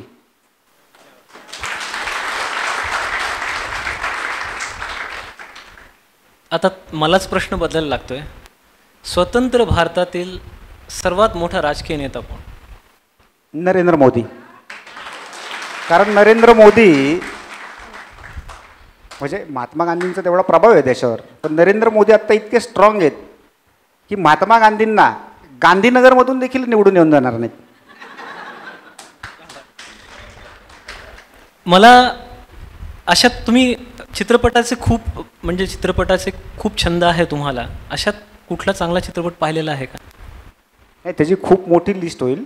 मी नेहमी म्हणतो की तुम्हाला आयुष्यामध्ये काही चांगलं जर घ्यायचं असेल, खूप चित्रपट बघा. काही गोष्टी म्हणजे चित्रपटामध्ये दृश्य दिसतात, संगीत ऐकू येतं, आपल्याला त्यांचे डायलॉग्स हे कळतात आणि ते इतका प्रभाव टाकतात. आणि चित्रपट म्हणजे आपले हे बॉलिवूडचे वगैरे नाही. मी बॉलिवूडचं चित्रपट बघणं उरी का पठाणकोट हल्ल्यानंतर बंद केलं. तो माझा वैयक्तिक निर्णय आहे, तो सगळ्यांनी फॉलो करावा असं नाही. कारण त्यानंतर देखील जेव्हा बॉलिवूडचं एक फिल्मफेअर का तत्सम काहीतरी पुरस्कार झाला, त्यावेळी त्यांनी त्या पाकिस्तानच्या कलाकारांना तिथं बोलवलं. मग ते एक आपल्याला असं एक सांगतात की कलेला काही बंधन नसतं. अरे वा, मग कला फक्त पाकिस्तानातच जन्म घेते वाटतं. या भारताच्या शेजारी बांगलादेश, म्यानमार, श्रीलंका, ते अफगाणिस्तान, मग तिकडं खाली चीन, मग इकडं अजून ते काय मालदीव वगैरे, या देशांमध्ये कलाकार जन्म नाही घेत का? अहो तिकडचं सोडा, माझ्या मणिपूर, नागालँडमधले किती कलाकार यांनी आजपर्यंत इथं आणले. तर असं काय नाही आहे. त्यांना फक्त आणि फक्त, मी त्याला पंजाबी वूड म्हणतो की पंजाबी मुसलमान, पंजाबी जाट, पंजाबी काय ते शीख, यांचं ते विश्व आहे. मग आज आपली लग्नांवरती बघा, मी नेहमी आता दुःख व्यक्त करतो की अहो आमची ती शाकभाजी कुठं गेली. ते आता मला तो पिवळा वाटाणा आणि ते दिसलं की मला एक मळमळायला सुरुवात होते. ते काहीतरी पुरी करतात आणि ते पिवळा वाटाणा, म्हणजे आपली लग्न म्हणजे पंजाबी लग्न झाली आहेत की ते आधी संगीत, मग ते सगळ्यांनी नाचायचं वगैरे वगैरे. आता तर पूर्वीचं एखादं म्हातारा असतं म्हणजे सगळ्यांना भाषा दिली असते एकत्रच. कारण आजचं आपलं लग्न हे आपलं लग्न नाही उरलेलं, हे पंजाबी लग्न आहे. अर्थात काय पंजाबचं त्याच्यामधलं द्वेष करायचं असं नाही, पण तुम्ही कोण आहेत असं जर तिथं विचारलं तरी का आम्ही मराठी आहे म्हणजे काय. तर आपलं मराठी असणं म्हणजे, आज साधं उदाहरण आहे की भावगीत, पंजाबीत भावगीत आहे का? हां, तर आपलं मराठी संपलं तर भावगीत संपलं. म्हणून मी असं म्हटलं की आपल्याला चित्रपट खूप बघायचे, छान छान बघायचे. खूप भाषांमध्ये बनतात, इराणमध्ये बनतात, हॉलिवूडचे तर काही विषयच नाही. आता नावं सांगायची म्हटल्यावर ती फार मोठी लिस्ट आहे. तरी मी साधारणपणे शोशांक रिडम्पशन आहे, लाईफ इज ब्युटिफुल आहे, बायसिकल थीप आहे, काईट रनर आहे. तर या चित्रपटातून खूप अनेक काल्पनिक कॅरेक्टर्स, पात्र उभी झाली. तुमचं आवडतं काल्पनिक पात्र कुठलं? मी पर्याय देतो तुम्हाला, फातिमा शेख की मुक्ता साळवे? प्रश्न खूप आवडला. फातिमा शेख ठीक आहे, कारण ती कधीच कुरकुर करत नाही.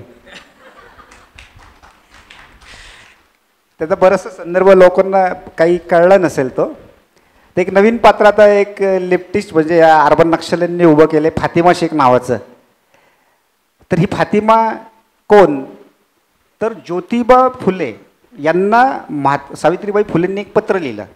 त्याच्यामध्ये फक्त एक ओळीचा उल्लेख आहे की फातिमा मदत करत आहे, फातिमा कुरकुर करत नाही. म्हणजे फातिमा मदत करत आहे, कुरकुर करत नाही. तर यांनी आता फातिमा हे नाव तीन धर्मांमध्ये येतं. ते ज्यू धर्मामध्ये येतं, ते मुस्लिम धर्मामध्ये येतं आणि ते ख्रिश्चन धर्मामध्ये पण येतं. कारण त्या तिन्हींचा संदर्भ आहे त्याला. पुढं काही शेख वगैरे काही आडनाव नाही आहे बरं का. पण यांनी काय केलं, त्या फातिमाला शेख करून टाकलं. मग तिला आता ते उघडपणे लिहिलं की फातिमाला जन्मतारीख नव्हती म्हणून आम्ही 19 जानेवारी ही जन्मतारीख ठरवली. अरे म्हटलं ठरवली म्हणजे काय, म्हणजे असं कुठलं तरी एक व्यक्ती बनवायचं त्याला तुम्ही जन्मतारीख देखील ठरवता. मग त्याच्या नावाने गुगलचं डूडल बनवलं. मग आता तिच्या नावाने तेलंगणा का तमिळनाडू सरकारने एक पुरस्कार सुरू केला आहे. मग तिचं आता कथा अशी झाली आहे की ही सावित्रीबाई फुले यांच्या बरोबरीने या भारतातली पहिली स्त्री शिक्षिका.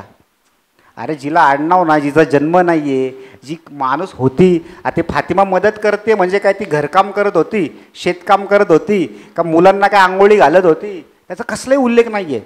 पण त्या एका शब्दावरून, एका ओळीवरून ती पूर्ण फातिमा उभी राहिली. म्हणजे यांचे खेळ जर तुम्ही नीट समजा, म्हणजे मी सगळं सांगते म्हणजे याचे सगळे पुरावे आपण तपासले. मी 1 लाख रुपयाचं बक्षीस जाहीर केलेलं आहे की या फातिमाचे सगळे पुरावे आणा, मी तुमचं शनिवारवाड्यावरती जाहीर सत्कार करतो. अजूनपर्यंत कोणी आलेलं नाही आहे, येणार देखील नाही. आणि फातिमा का मग, तर आता मीच तिची एक कथा लिहितो. आमचं ठरलेलं आहे दोघांचं की फातिमाला आईवडील देखील देऊ, फातिमाला सगळं सासूरवाडी देखील देऊ आणि या भारतामधली पहिली एक्स मुस्लिम म्हणजे फातिमा शेख. माझ्याकडचे प्रश्न संपले नाही आहेत, पण आता थोडा वेळ विराम घेऊ. श्रोत्यांमधून कुणाला काही प्रश्न विचारायचा असेल आपण एक 2-4 प्रश्न घेऊ प्लीज.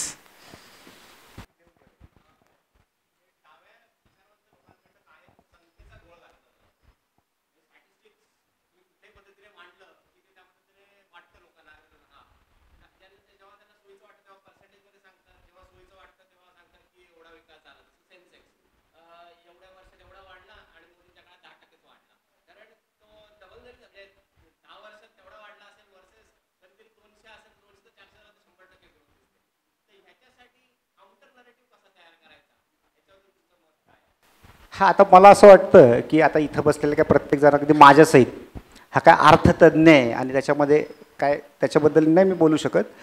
नॅरेटिव्ह कसं सेट करायचं किंवा सत्य कसं पुढं आणायचं, तर आपल्याला असं दिसेल की अगदी गांधीजी आणि जिना यांचं त्यात 14 दिवस काय बोलणं झालं हे देखील आज इंटरनेटवर उपलब्ध आहे. म्हणजे अगदी तुम्हाला वाटलं की काय नेमकं, कारण मोठी माणसं जेव्हा एकमेकांना भेटतात तेव्हा तिथं ते बसलेले असतात, ते सगळं लिहून ठेवतात काय बोलणं झालं, ते देखील तुम्हाला उपलब्ध आहे.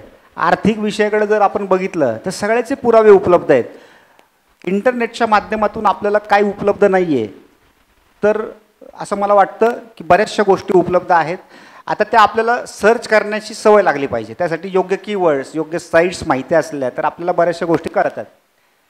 आता ते काय करायला पाहिजे, तर आपल्याकडं एकतर सगळ्यात पहिला आर्थिक सुबत्ता खूप पाहिजे की बाबा आपले 5-25 फ्लॅट भाड्याने गेलेले आहेत, आपल्याकडं वेळच वेळ आहे आणि मग आता मी लिहित बसलो आहे कारण माझ्याकडे खरंच येऊन मी आपलं लिहितो. आता पहिलं आपलं गृहकर्तव्य, मग आपलं जे मित्रमंडळींचं कर्तव्य, मग एक समाजाचं देणं. जर आपल्याला वाटत असेल की दिवसभरातला मला अर्थच द्यायचा आहे तर आपण हे काम करावं. आता याच्याही बाबत असं आहे की काही व्यक्तींना ह्यासाठी पदं दिलेली आहेत, पण ती पदं दिलेली जी व्यक्ती आहेत ते बिचारे इकडं तिकडं हे काम करण्याऐवजी कुणीतरी तुमच्यासारखे असतात जे की हे सगळं रेडीमेड बनवतात कुठंतरी कष्ट करून, मग डायरेक्ट जायचं कॉपी करायचं, डायरेक्ट डल्ला मारून की हे बघा मी हे आमचे कार्यकर्ते असं करतात. तर जर आपल्याला तो निरपेक्ष भाव ठेवावा लागेल, सर्च करण्याची सवय ठेवावं लागेल. कुठलंही आपल्या समोर वक्तव्य आलं तर त्याला चेक करण्याची उलटी सवय लावायची की बाबा हे कुठून आलं. जसं की फातिमा शेख, मुक्ता साळवे. आता त्या मुक्ता साळवेचं आडनाव साळवे नाहीच आहे, फक्त मुक्ता एवढंच एक उल्लेख आहे. ते पण पूर्वीच्या काळी ख्रिश्चन मिशनरी आपल्या लोकांना बाटवण्यासाठी म्हणून स्वतःच काहीतरी खोटी पत्र लिहायचे. ते एक ज्ञानोदय नावाचे ख्रिश्चन मिशनऱ्यांचं पत्र आहे, म्हणजे पेपर होता. त्याच्यामध्ये त्यांनी मुक्ता नावाने एक लेख लिहिला की पूर्वीचे हिंदू आम्हाला कसे त्रास देतात, जनावरांना सम मानतात. आता आज ती मुक्ता साळवे, तिला आडनाव पण देऊन टाकलं यांनी. आज ती मुक्ता साळवे जी दलितांचा निबंध मांडणारी पहिली स्त्री लेखिका. लहुजी साळवेंची नात करून टाकलेला. हा, आणि बिचारा पण लहुजींचं लग्नच झालं नव्हतं, हे त्यांना विसरले ते. त्यामुळे आणि ती होती अहमदनगरला, असं त्याच्यामध्ये आहे. पण ती तिथून त्या काळामध्ये म्हणजे महात्मा फुलेंनी जी पहिली शाळा सुरू केली मुलींची, तिथं ती शिकायला येत होती. ते म्हणजे कुठं, आपल्या बुधवार पेठेमध्ये दगडूशेठ समोर. तर त्या काळामध्ये कदाचित बुलेट ट्रेन वगैरे असावी नगर ते पुणे, त्याच्यात ती बिचारी येऊन जाऊन तिकडनं ते करत असेल, तर मला माहिती नाही. पुढचा प्रश्न तुमचा एक.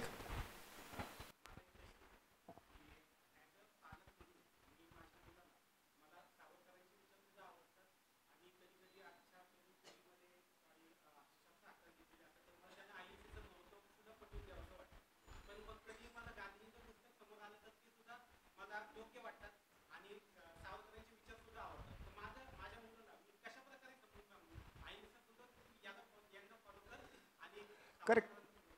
थोडक्यात त्यांचा प्रश्न असा आहे की मला गांधीजी पण आवडतात, सावरकर पण आवडतात, तर मी माझ्या मुलांना कसं काय काय देऊ. मी असं म्हणतो,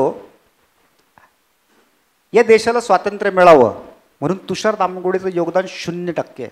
त्यामुळं तुषार दामगोडेंनी कधी बोलताना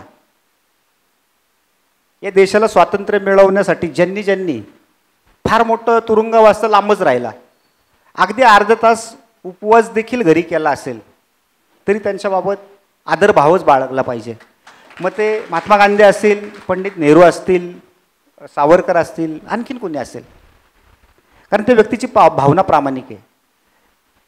आपल्याला यांची चिकित्सा करायची नाही आहे का, तर चिकित्सा करायची, पण त्याची भाषा योग्य असली पाहिजे. आपले लोक, हा त्या टाकल्याने काय आमच्यासाठी केलं, अरे टाकल्या तू काय केलं देशासाठी, ही भाषा योग्य नाही आहे, ही चर्चेची भाषा असूच शकत नाही. आज नरेंद्र दाभोळकरांची हत्या झाली म्हणून आपल्यातले काही पागल लोक आनंद व्यक्त करतात, तर त्या व्यक्तीमुळं जो अंधश्रद्धा निर्मूलनाचा कायदा निर्माण झाला, त्या कायद्यामुळं आपली हिंदू बालकांचं जे बळी दिला जायचा, त्यांना अटक करण्याचं प्रावधान किंवा कलम पोलिसांकडे नव्हतं. आज ते घडण्याच्या आधी त्यांना अटक करता येते आणि त्यांना गंभीर शिक्षा होऊ शकते. तर आज त्या महान माणसामुळं ते आहे. तर आपल्याला समजून घ्यावं लागेल की ही सगळीची माणसं आहेत की ज्यांनी आपल्या जीवनामध्ये काहीतरी फरक पडावा म्हणून त्याग केला. शिवाजी महाराज असतील, म्हणजे सुरुवातीला मी ज्यांची नावं घेतली ते तर आहेतच, पण फक्त तेवढेच का, त्या पूर्ण स्वातंत्र्य चळवळीतली माणसं असतील, तर आपल्याला त्या पूर्वीच्या काळी एक काल्पनिक पक्षी आहे की जो दूध आणि पाणी एकत्र केल्यानंतर जे द्रव तयार होतो त्यातलं फक्त दूध शोषून घेतो.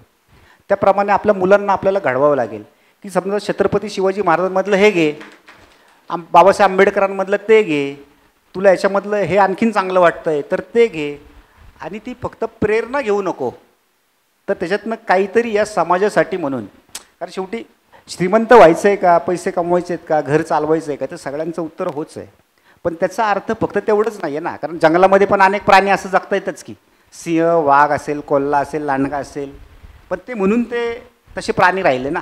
आणि आपण मानव प्राणी म्हणजे काय, तर आपण हे जे सगळं राहतोय, तर एक आपलं सुसंस्कृत जीवन, नागरी जीवन ज्याला म्हणतो, तर त्या प्रकारचं आहे.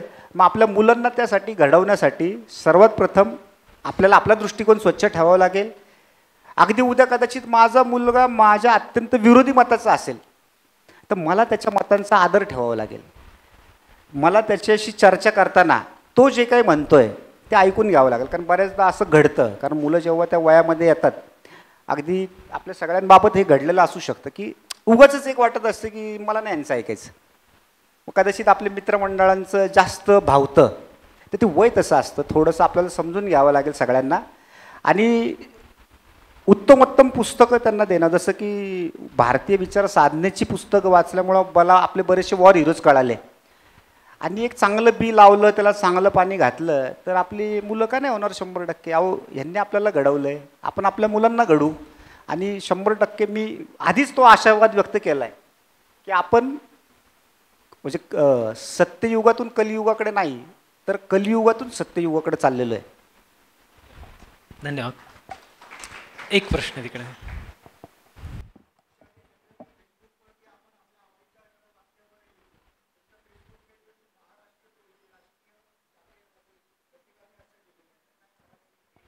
अच्छा, त्याचा अर्थ असा आहे की मगाशी यांनी जो प्रश्न विचारला होता तर मी स्वतः लिहिलेलं आहे की महाराष्ट्रद्रोही आहे मी स्वतःच लिहिलं आहे की काय आणखीन काय प्रतिगामी आहे. आपल्या सगळ्यांना एक अपेक्षा असते की जीवन जगताना की मला याने चांगलं म्हणावं. म्हणजे आपलं बरंच एक मी सगळ्यांसाठी करतो पण माझ्यासाठी राव कोणीच काही करत नाही. हे वाक्य तसं खरं असतं तसं खोटं देखील असतं. कारण इथल्या प्रत्येकाला ते वाक्य लागू होईलच. आणि ते जीवन जगताना आपण इतरांच्या प्रमाणपत्रांचे इतरांच्या शाबासकीचे इतके भुकेले असतो की आपल्याला कशाला लागतं ज्योतिषी. माझा स्वभाव कसा आहे मी काय आहे हे समजण्यासाठी मला ज्योतिषी कशाला पाहिजे. अहो मी माझ्या जन्मापासून मला बघतोय की मग मी मला ओळखत नाही का माझ्यापेक्षा माझा ज्योतिषी मला जास्त ओळखतो. तर हे जे स्वतःला ओळखणं आहे तर ते जर मला तितका विश्वास असेल की मी जे काही जगतो माझ्या वैयक्तिक स्वार्थाव्यतिरिक्त ते जर तितकं निष्कलंक ते जर तितकं पवित्र ते जर तितकं असेल तर मला याच्या प्रमाणपत्राची गरज काय. कारण मी एकदा त्या स्पर्धेत उतरलो की लोकांना खुश ठेवणे तर मी स्वतःला खुश नाही ठेवू शकत. आणि मग एक आपल्याला एक असं दिसतं की आपल्या आता हे सगळे मला वाटतं स्वातंत्र्य काळानंतर जन्मलेली माणसं आहेत. अचानक आपल्या समोरचं कोणीतरी येतो तुम्ही गांधींचे खुनी आहात. अरे बाबा माझा जन्म झाला 1980 साली. आता गांधीजींचा खून मी कधी केला मला काहीच माहिती नसतं पण तो डायरेक्टली आपला आरोप करतो. मग माझं पूर्ण वेळ जातो की मी नाही हो मी नाही केला. तर मी असं समजतो मी कशासाठी हे प्रमाणपत्र देऊ. त्यापेक्षा उत्तम आक्रमण हाच एक उत्तम बचाव आहे. जर मी असेल महाराष्ट्रद्रोही कारण जे मला ओळखतात त्यांना माहिती मी कसा आहे. पण जे मला भांडायचं आहे माझ्याशी हे ठरून आलेत त्यांना मी माझ्या अगदी कातडीचे जोडे जरी करून घातले तरी तो माझ्याशी भांडणारच आहे. कारण त्यांनी ठरून आला आहे ना तो माझ्याशी भांडायचा आहे. मग तो मला म्हटला महाराष्ट्रद्रोही आहे मला काय त्याच्याशी सोयरी करायची आहे का. तो जर मला म्हटलं मी प्रतिगामी आहे तर काय मला त्याच्या घरी जेवायला जायचं आहे का. आहे निघालो मी पुढे माझं सगळं मस्त चाललं आहे. काय कुठलं सरकार आणि कुठलं न्यायालय का मला फाशीवर देणार नाही. ज्या क्षणाला आपल्याला दुसऱ्यांच्या प्रमाणपत्राची गरज भासण्याची आवश्यकता संपेल त्या दिवशी त्या क्षणाला आपण खऱ्या अर्थाने मुक्त होतो.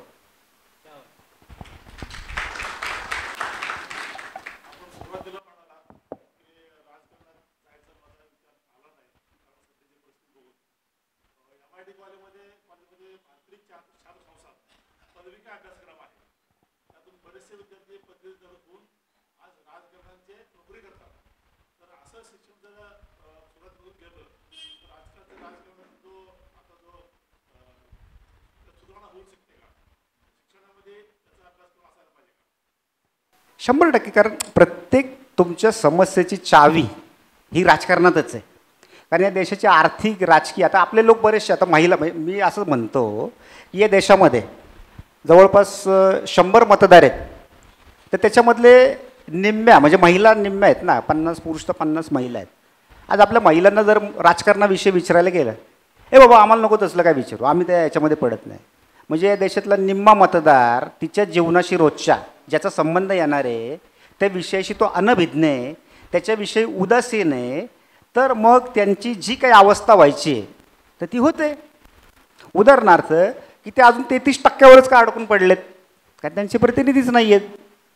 त्यांना ते कुठल्या तरी मालिकेतले हिरो हिरोईनचं काय झालं याची चिंता इतकी आहे की देशाच्या राजकारणात काय झालं त्याला त्यांना इतकं महत्त्व वाटत नाही.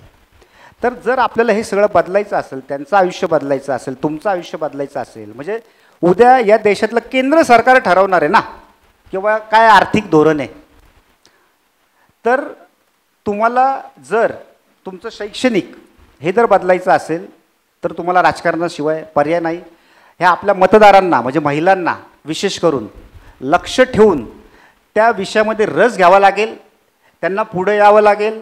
शेवटी आपण जेव्हा म्हणतो की अरे हा तर सगळा चिखल आहे आपण तर चिखल असेल तर तो आपल्यालाच साफ करायचा नाही कारण हे सगळं आपलं घर आहे. या देश म्हणजे हे जर घर आहे तर इथं फक्त मी मगाशीच म्हटलं की फक्त काही बेडरूम आहे हॉल आहे आणि किचन आहे असं नाही आहे ना. तिथं टॉयलेट बाथरूम पण आहे. तर राजकारण म्हणजे ती बाथरूम आहे की ज्याच्यामध्ये बरेचसे लोक गेले की ते घसरून पडतात. तर थोडंसं आपल्याला तिथं एक पकडायला काहीतरी ठेवावं लागेल की बाबा घसरू नको थोडं थांब. आणि हा राजकीय जोपर्यंत दबाव आपला त्यांच्यावरती राहत नाही म्हणजे समजा आता या देशामधले 25 कोटी नागरिक म्हटले की आम्हाला असं असं हवं नाही करणार का. अहो 100% करणार. अहो तुम्ही फक्त एक समूह दाखवा आणि कुठल्याही पॉलिटिशियनला म्हणा की बाबा तू आम्हाला नाचून दाखव, नाचणार. तू आम्हाला गाऊन दाखव, गाणार. पण ती शक्तीच आपल्या लोकांना समजत नाही. आणि मग आत्ता दिसेल की आत्ता दिसलं ना आपल्याला की 54% मतदान झालं. बाकीचे लोक काय नाही सुट्टी होती मग गेलो फिरायला असं बोलून फिरायला जातील. आणि मग त्यांच्या पुढे फक्त असा माईक घेऊन जा, ते बघा कसं मटमट मटमट बोलतात. ते असं झालं मग तसं व्हायला पाहिजे, मग ते बायडननी तसं करायला पाहिजे, मोदींनी. अरे तू तुझ्या गल्लीतल्या नगरसेवकाला सांग पहिलं काय करायला पाहिजे.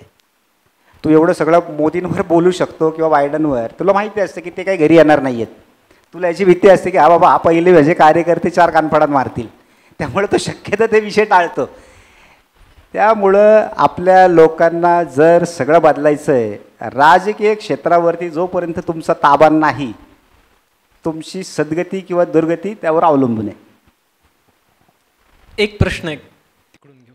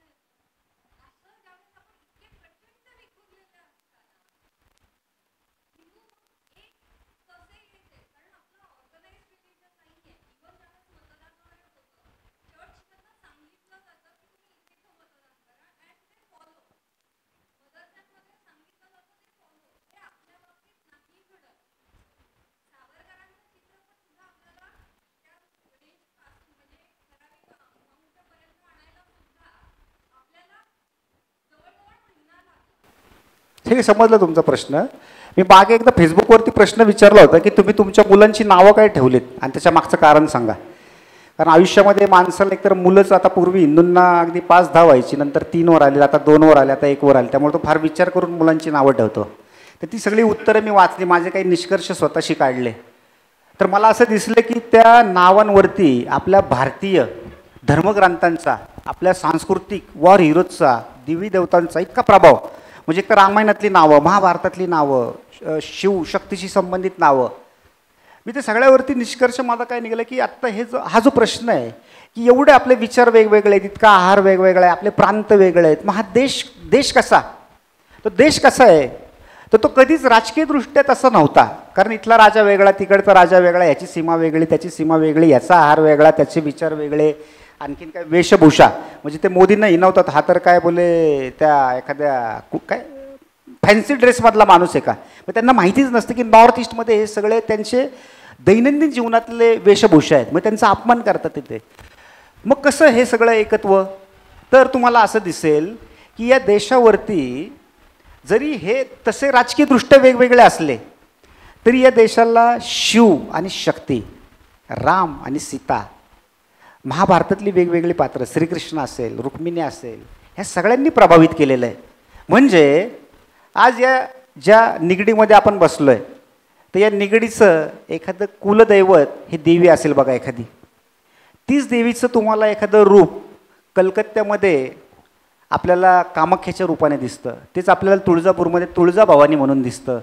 तिचंच एखादं रूप तुम्हाला आणखीन त्या दक्षिणेमध्ये एका कन्याकुमारीच्या नावाने दिसतं. शंकराची इतकी रूपं आहेत.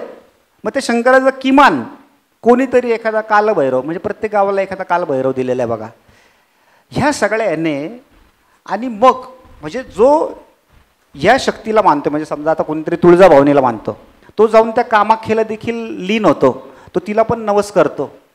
आपली 12 ज्योतिर्लिंग बघा 12 दिशांना आहेत. मग तो जो शंकरला मानणार आहे तो काय म्हणतो, अरे हा तर माझा बंधूच आहे की, कारण हा पण समजा केदारनाथला मानतोय तर मी कुठंतरी परळी वैजनाथला मानत असतो. मग त्या दृष्टीने तो मेंदूने एकवटलेला आहे, मग त्यांच्याशी त्याचं सख्य आहे. आता हे झालं धार्मिक आणि सांस्कृतिक दृष्ट्या.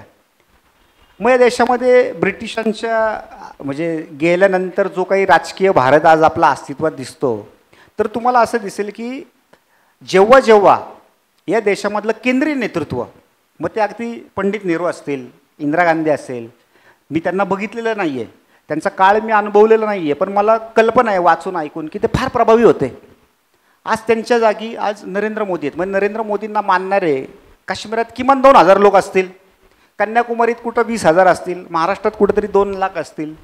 तर जेव्हा जेव्हा केंद्रीय नेतृत्व आपलं स्ट्रॉंग असेल, तेव्हा कुठंतरी एक मराठी माणूस बनतो की माझ्या मराठी भाषेचं मी थोडंसं माझी अस्मिता बाजूला ठेवतो आणि आमच्या मोदींनी सांगितलं म्हणून मी अमक्याला मतदान करतो.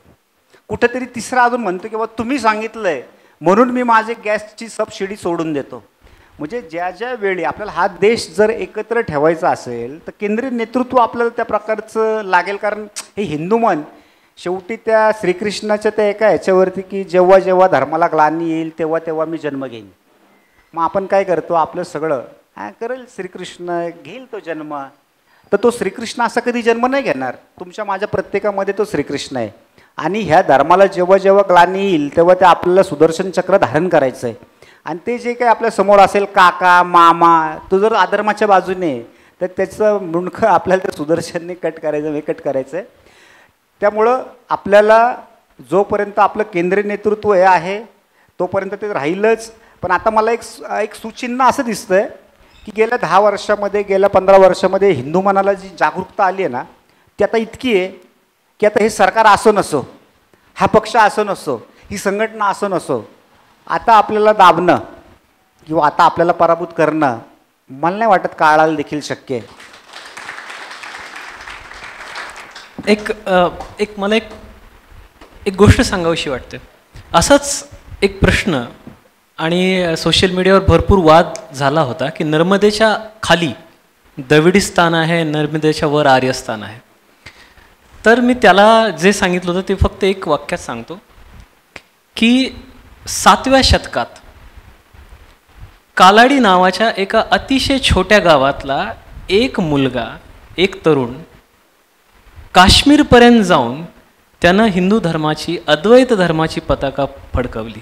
आणि ते फक्त काश्मीर नाही, ते आसामपर्यंत पण गेले, ओरिसामध्ये पण गेले. मंडन मिश्रासारख्या अतिशय विद्वानाला त्यांनी आपलंसं केलं. तर हा यदा यदा ही धर्मस्थाचा जे सूत्र आहे ते तर म्हणजे ब्रह्मवाक्यच आहे. आणि जेव्हा जेव्हा आपल्याला अशी वेळ येईल, आपल्या या खंडप्राय देशामध्ये जरी अनेक संस्कृती एकत्र नांदत असल्या तरी त्यांना जोडणारा कुठला तरी एक दुवा आहे. त्या दुव्याला हात घातला की आपण एकत्र मूठ होऊच. आणि तुषारदानं जसं सांगितलं तसं केंद्रीय नेतृत्व असेल, कधी ते धार्मिक नेतृत्व असेल आदिशंकरांसारखं, कोणीतरी एक जण मार्गदर्शक ठरला की ह्या सगळे हे जे कोलाहलाचे आवाज आहेत ते दूर होतील असं वाटतं. गेली 90 वर्ष आपल्या संघटनेने छत्रपती शिवाजी महाराजांच्या नेतृत्वाखाली ह्या सगळ्या हिंदूंना एकवटण्याचं काम सुरू केलेलं आहे. म्हणजे आज आपला आसाममध्ये जर आपली शाखा लागते तर तिथं देखील तिथले स्वयंसेवक छत्रपती शिवाजी महाराजांना वंदन करतात.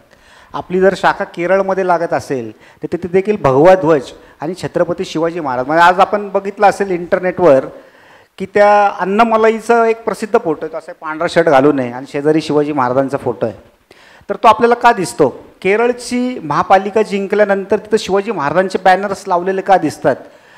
तर आपल्या संघटनेने शिवाजी महाराजांना तिथपर्यंत नेऊन त्यांच्या ह्याच्याखाली आपण एकत्र येऊ शकतो हे त्यांना सांगितलं आहे, ते त्यांना पटलं आहे. ही भीती आपले जे विरोधक आहेत, मग ते जिहादी असतील, मग ते लेफ्टिस्ट असतील, त्यांना खूप वाटते.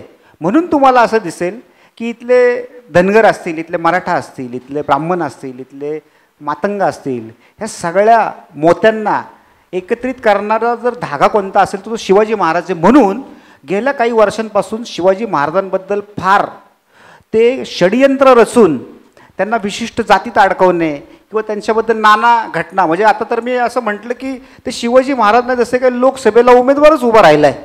म्हणजे ते मशिदीमध्ये जाऊन काय कुराण काय वाचतात, मग ते कुठंतरी काय त्या पादऱ्यांना भेटून काहीतरी म्हणजे बायबलचं काय म्हणजे महिमा मंडन करतात. अहो तो मध्ययुगीन काळातला एक सामान्य हिंदू येतो, त्यांच्या मुलाचं नाव राजाराम आहे, दुसऱ्या मुलाचं नाव शंकरावरून शंभू आहे, त्यांनी स्वतःची मुंज केलेली आहे, त्यांनी एक हिंदूंचं सिंहासन निर्माण केलं आहे. ते कुठल्याही क्षणाला त्यांनी कुठल्याही आजच्या काळाप्रमाणे मग एक अल्पसंख्याक मंत्री दिसतो का शिवाजी महाराजांच्या त्या मंत्रिमंडळामध्ये? नाही दिसत, कारण त्यांना माहितीच नाही होते आणि ते कट्टर हिंदू आहेत ते. पण ते आपलं एक मन हिंदूंचं एक असं आहे, आपल्यालाच कुठंतरी वाटत राहतं नाही शिवाजी महाराज सगळ्यांचेच होते हो. मग ते शिवाजी महाराजांनी कधी शत्रूच्या चालून आलेल्या बाईवर हल्ला नाही केला हो, हे सत्य आहे. त्यांना संधी आलेला असताना त्यांनी स्वतःला मिळालेलं त्या कर्नाटकमधल्या बाईचं गाव तिला परत दिलं. पण जेव्हा त्या शाहिस्ता खान नामक हरामखोरावर त्यांनी हल्ला केला रात्रीच्या, तर ते काय बॅटरी मारून थोडीच बघत होते बाई आहे का बाबा आहे. आता जे आले ते खुपसले, त्यांनी तिथं काय बघितलं नाही आहे, कारण त्या क्षणाला ते बघण्याची वेळ नाही आहे. ती व्यक्ती इतकी चाणाक्ष, इतकी समयसूचक आहे की त्या क्षणाला जे करायचं तेच त्यांनी केलं आहे. त्याच्यामध्ये आपण कुठंतरी आता काय त्यांनी समजा मारलं पण असेल कुणाला किंवा एखाद्याला नसेल किंवा पैसे दान दिले असतील, ते काय माझ्या खिशातले जाणार आहेत का हो, की नाही नाही अहो नाही का कशाला देताय तुम्ही म्हणून. तर आपल्याला ते समजून घ्यावं लागेल की त्यांना ह्या म्हणजे शिवाजी महाराजांच्या बॅनर खालीच आपण सगळे एकत्र येऊ शकतो. आणि फक्त आपण मराठी माणसं नाही बरं का, म्हणजे अगदी या भारतामध्ये असलेली सगळी. त्यामुळे जोपर्यंत छत्रपती शिवाजी महाराज आपल्याला प्रेरणा देत आहेत तोपर्यंत या हिंदुस्थानची चिंता करण्याची कसली आवश्यकता नाही आहे. कारण या भूमीमध्ये अशी घोषणा दिली होती, तुम कितने अफजल मारोगे हर घर में अफजल. तर त्या प्रत्येक अफजलला खलास करण्यासाठी आमच्याकडे एक व्यवस्था आमची आहे. आम्हाला काही त्याच्याबद्दल लज्जा वाटत नाही. मग अशी तर साहेबांनी मला विचारलं प्रतिगामी, तर मी त्याच्यामध्ये स्वतःला दहशतवादी देखील म्हणून घेतो. मला काही लज्जा नाही त्याच्याबद्दल. मी काही कुठला अपोलॉजेटिक हिंदू नाही. मी छत्रपती शिवाजी महाराजांचा मावळा आहे. मार म्हटलं की मारायचं.